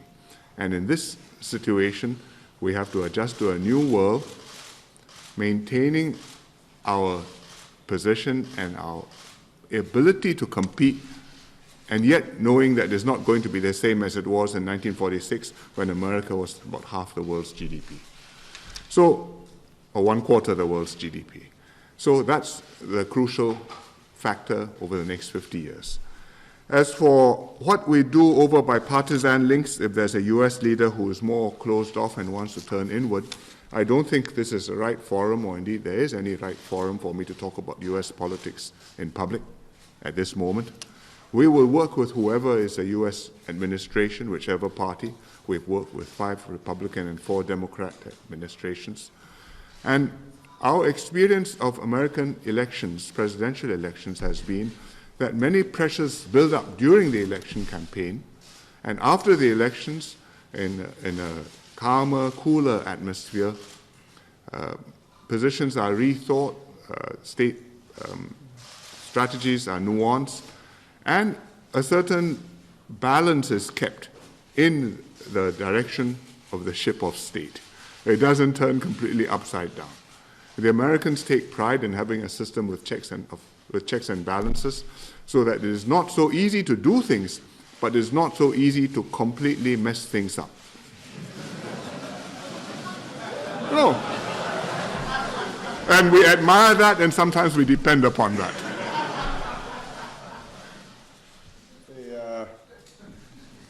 He's absolutely right. The wisdom of our founders. With respect to military cooperation, obviously Singapore is a small country, but as I've said before, it punches above its weight because so much of our work in the Asia-Pacific region is not a matter of active conflict, but rather creating an architecture, a framework of rules and norms that keeps the peace and that has underwritten security for the region and for us for many years now. And Singapore is so often the adult in the room, the level head that can help us work with a wide range of countries around certain issues, help diffuse tensions. In many ways, the diplomatic work and collaboration that we do with Singapore is as critical, if not more critical, than the work militarily. But what is also true is the nature of threats today. When you think of cyber threats or our concern about enforcing sanctions against North Korea to ensure non-proliferation of nuclear materials, or being able to counter-message ISIL in a place like Southeast Asia and ensure information sharing with countries where there may be a budding terrorist threat. Those are all issues of military finesse and intelligence and precision. And those are areas where Singapore excels. So in addition to being a very important logistical hub and center for our operations, the partnership that we're able to maintain helps us to work with a whole range of other countries much more effectively than we would if Singapore weren't there and we were having to just try to gather up all these countries individually. And that's where ASEAN and the East Asia Summit, I think, has also been very important because it is institutionalizing many of these practices in ways that hopefully avoids conflict in the first place, which would be in everybody's interest. As far as where the relationship goes, I think the Prime Minister is absolutely right. 50 years from now, it's very hard to anticipate where we're going, but there's certain trends that I think are inevitable. The Asia-Pacific region will continue to grow and will continue to account for a larger share of the world's economy. There are going to be countries in the Southeast Asian region that look to follow the path of Singapore into a mature, advanced economy. It is going to be a big market, and the United States is still going to have a massive interest in maintaining itself as a Asia-Pacific power and in maintaining strong bonds of trade and commerce and scientific exchange and educational exchange. And given the close strategic interests, but maybe even more importantly, the close people-to-people ties between America and Singapore, I think we can anticipate that that will be just as strong 50 years from now as it is today. Singapore has to take into account not just American interests. China's a big neighbor, and there are strong commercial ties and cultural ties there as well.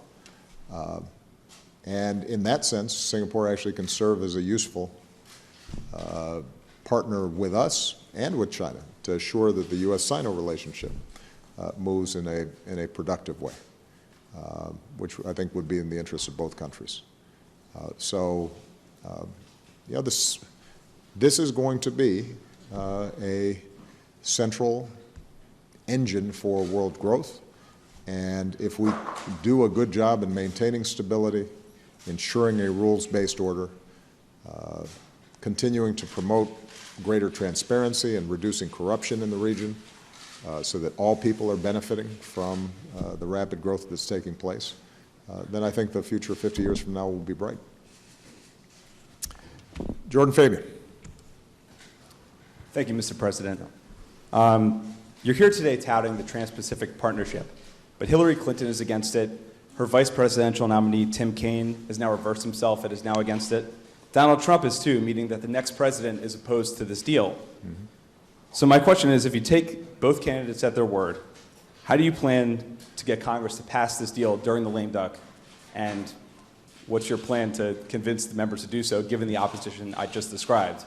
And secondly, security officials inside and outside the government have said they are almost certain that the hack of the Democratic National Committee came from Russia. Does it look to you like Russia's meddling in the U.S. election?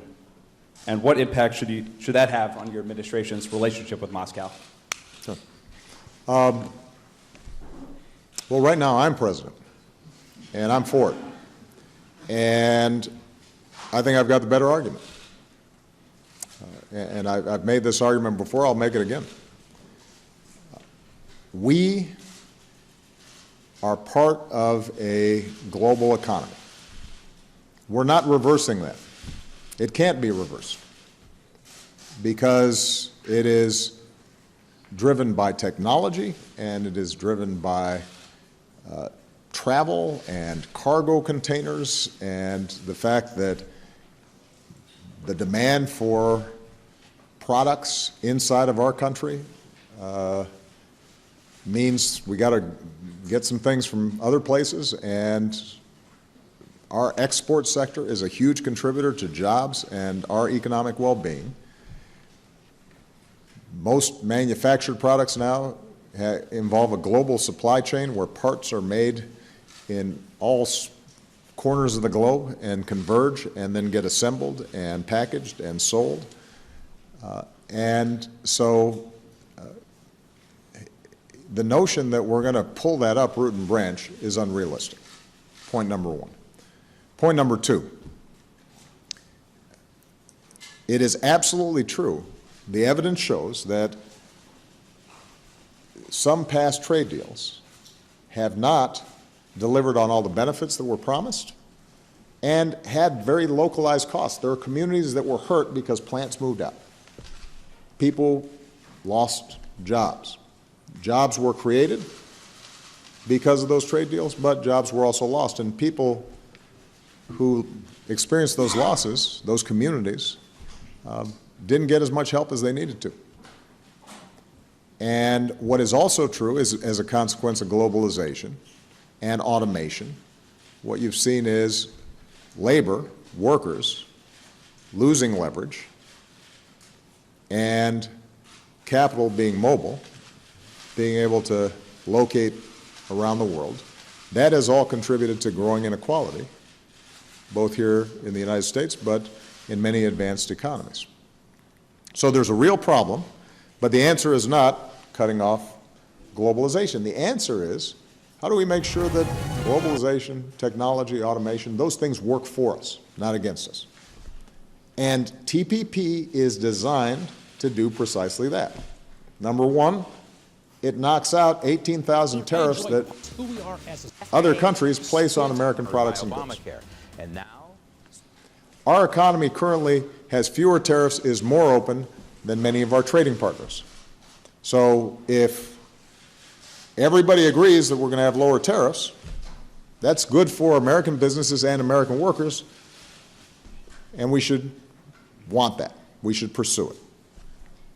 Number two, the complaint about previous trade deals was that labor agreements and environmental agreements sounded good, but they weren't enforceable the same way you could complain about tariffs and actually get action to ensure that tariffs were not enforced. Well, TPP actually strengthens labor agreements and environmental agreements, and they are just as enforceable as any other part of the agreement. In fact, people take them so seriously that right now, for example, Vietnam is drafting and presenting unprecedented labor reforms in Vietnam, changing their constitution to recognize worker organizations in Vietnam for the first time. So what we're doing is we're raising standards for workers in those countries, which means it's harder for them to undercut labor standards here in the United States. The same is true for environmental standards. The same is true for things like human trafficking, where we've got a country like Malaysia taking really serious efforts to crack down on human trafficking. Why? Because TPP says you need to. It gives us leverage to promote things that progressives and people here in this country, including labor unions, say they care about. So if you care about preventing abuse of workers, child labor, wildlife trafficking, overfishing, you know, the decimation of forests, all those things are addressed in this agreement. I have not yet heard anybody make an argument that the existing trading rules are better for issues like labor rights and environmental rights than they would be if we got TPP passed. And so I'm going to continue to make this case. And I've got some very close friends, people I admire a lot, but who I just disagree with them. And that's okay. I respect the arguments that they're making.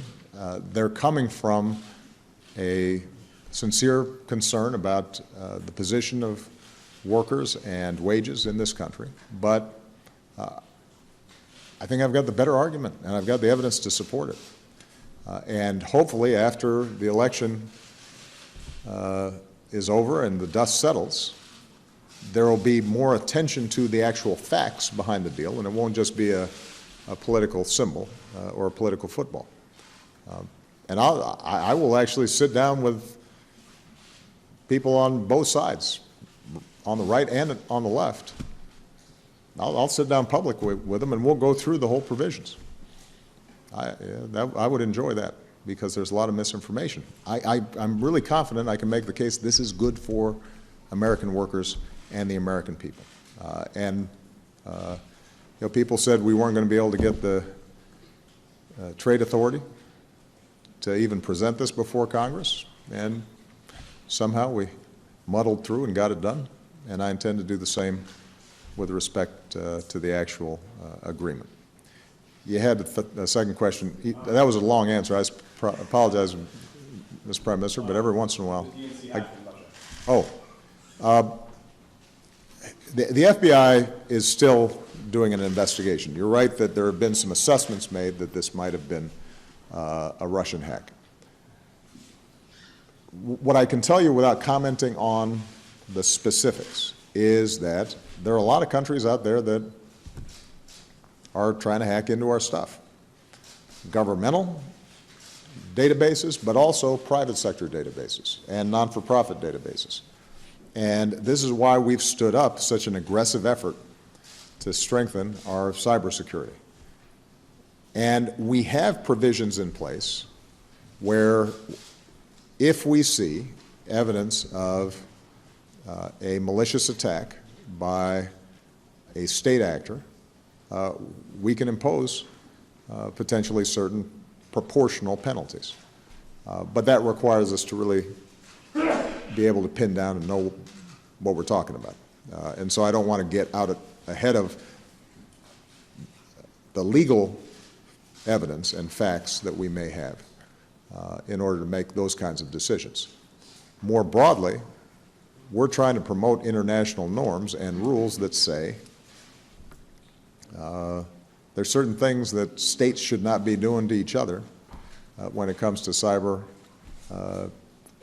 attacks. There's certain things that are out of bounds. And those norms, I think, are going to slowly build and get more adherence over time, but it's we're still early in the process. I mean, in some ways, the explosion of the internet and its importance to our communication systems has far outstripped the legal architecture to protect them, and we're playing catch-up. But we're going to have to keep on at it. In terms of how it affects our relationship with Russia, look, I think we've already got a lot of differences with Russia on a whole bunch of issues. But I think that we've been able to try to stay focused on those areas where we still have a common interest, understanding that we have deep disagreements on issues like Ukraine, but perhaps, potentially, we have an interest in bringing an end to violence in Syria. How do we balance those issues? That's pretty standard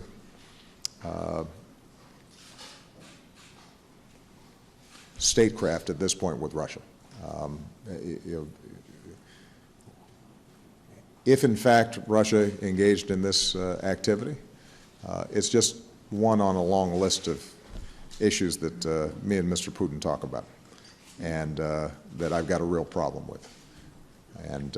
And so I don't think that it wildly swings what is a tough, difficult relationship that we have with Russia right now. But it's not going to stop us from still trying to pursue solutions so that we can, for example, implement the Minsk agreement and get Russia and those separatists to lay down arms and stop bullying Ukraine. That's not going to stop us from trying to make sure that we can bring a political transition inside of Syria that can end the hardship there. Can I say something about the TPP? I don't want to wade into your domestic politics, but looking at it from somebody on the other side of the Pacific who has been intimately involved and, in fact, triggered the whole process because we started the P4, the little FTA on which the TPP formed and which has become this important initiative. The economic arguments for the TPP in terms of trade, I think the President has presented them eloquently, what the benefits are to American companies. It's a deal which the countries have negotiated, each one providing market access on their side in return for gaining market access on the other side, each one committing to rules in exchange for the other side committing to rules. It's a hard-fought bargaining process. The negotiators spent many trips, many nights, many dawns, and fought it out. But actually, at the end of it, everybody must decide, is it a plus or minus for them? And I think, in your case, Mike Froman did a very good job as USTR. Our various trade representatives and negotiators did their best to make sure that they could bring back something which the political leaderships could stand by and support. And it's an achievement that all the members of the TPP at the end of this are still with us, and nobody has dropped out of this. So obviously there's something in it for each one of us. And I think we should also look at the other side of the economic benefit, which is not the producers. I'm exporting, therefore I'm earning a job. But also I'm spending, I'm consuming, I'm importing, and because it's freed up trade, I'm getting a wider range of products, of services, of opportunities, which will improve my livelihood. People talk about Walmart. The products come from all over Asia. Who benefits? Walmart. Many people in America, not just exporters, but even people living in the Rust Belt, people living in the Midwest. These are part of your everyday invisible standard of living, and yet it's real and is valuable. So in terms of the economic benefits, the TPP is a big deal. I think in terms of America's engagement of the region, you have put a reputation online. It is the big thing which America is doing in the Asia-Pacific with the Obama administration, consistently over many, many years of hard work and pushing. And your partners, your friends who have come to the table, who have negotiated, each one of them has overcome some domestic political objection, some sensitivity, some political cost to come to the table and make this deal. And if at the end, waiting at the altar, the bride doesn't arrive, I think there are people who are going to be very hurt, not just emotionally, but really damaged for a long time to come. Mr. Abe, for example, several of his predecessors thought seriously about and decided not to participate in the TPP. They came very close. They prepared the ground. They walked away. But Mr. Abe came through and decided to commit. Why? Because he wants to help. He wants his country to benefit and to open up its markets. And this is one way to do it. And you don't do this.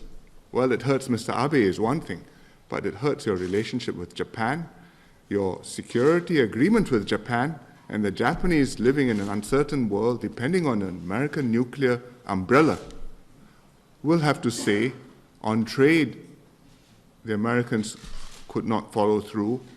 If it's life and death, whom do I have to depend upon? It's an absolutely serious calculation, which will not be said openly, but I have no doubts will be thought. I think if we go beyond that, I'd like to link up the TPP question with an earlier question from Nicholas, which is where do we go over the next 50 years? And that really depends whether we go towards interdependence and therefore peaceful cooperation, or whether we go for self-sufficiency, rivalry, and therefore a higher risk of conflict. Asia has tried both. The world has tried both.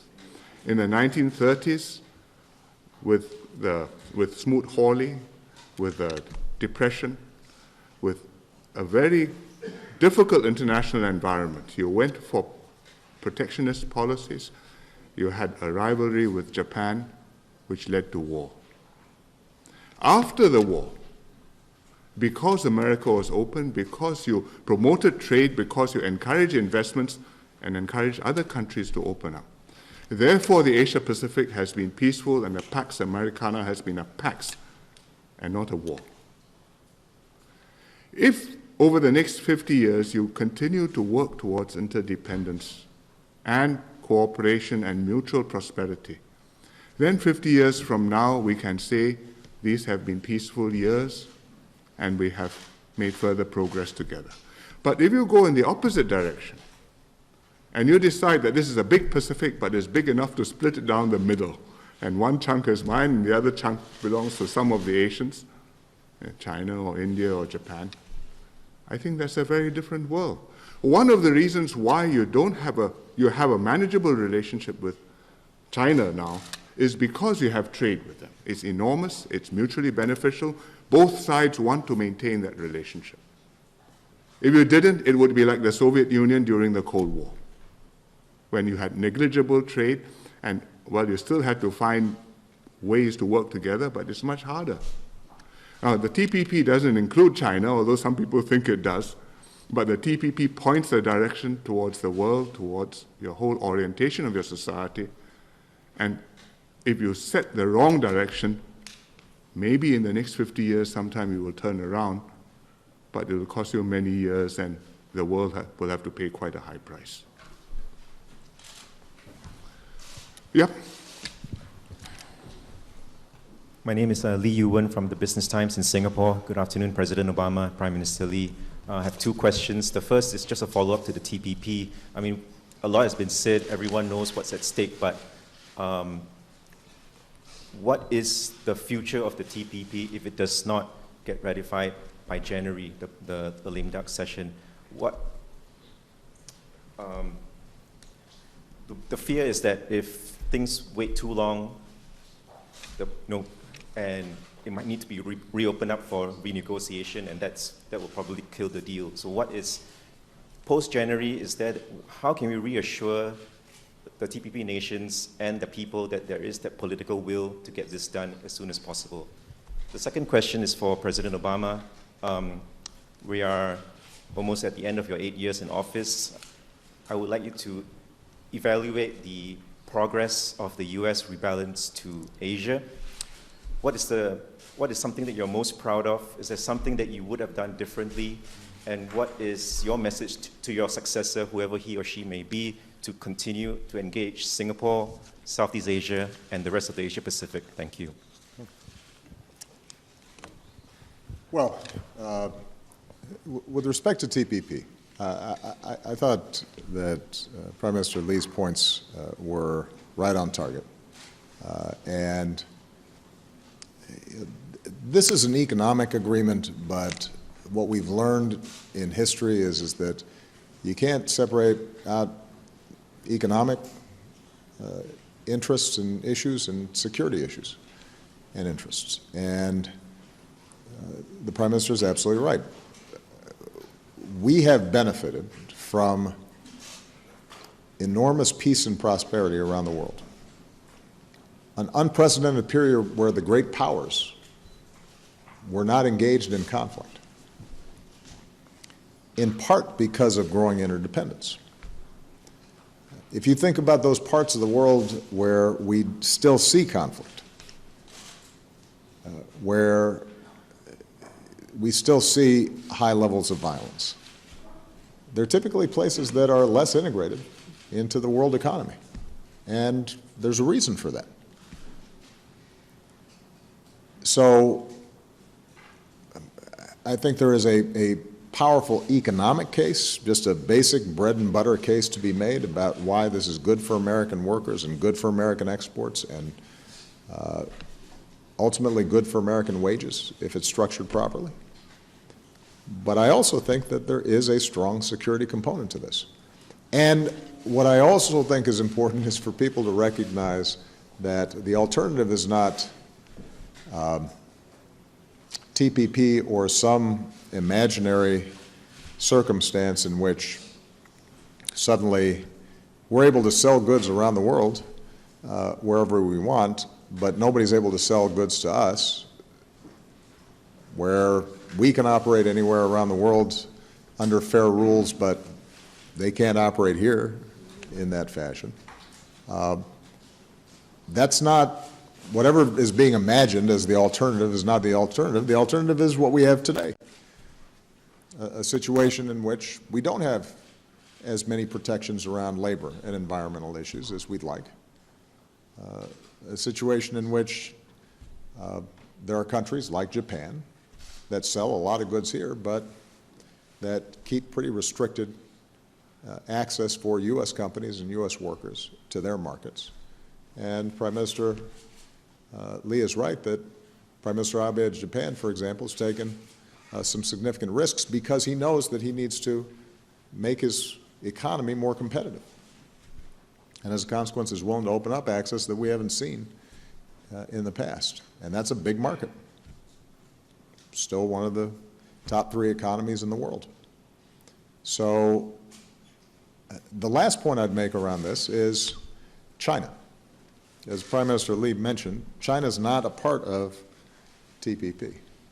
But if we don't establish strong rules, norms, for how trade and commerce are conducted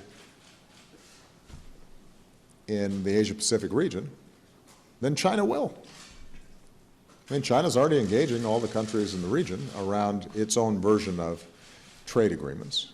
And they're sure not worried about labor standards or environmental standards or human trafficking or anti-corruption measures.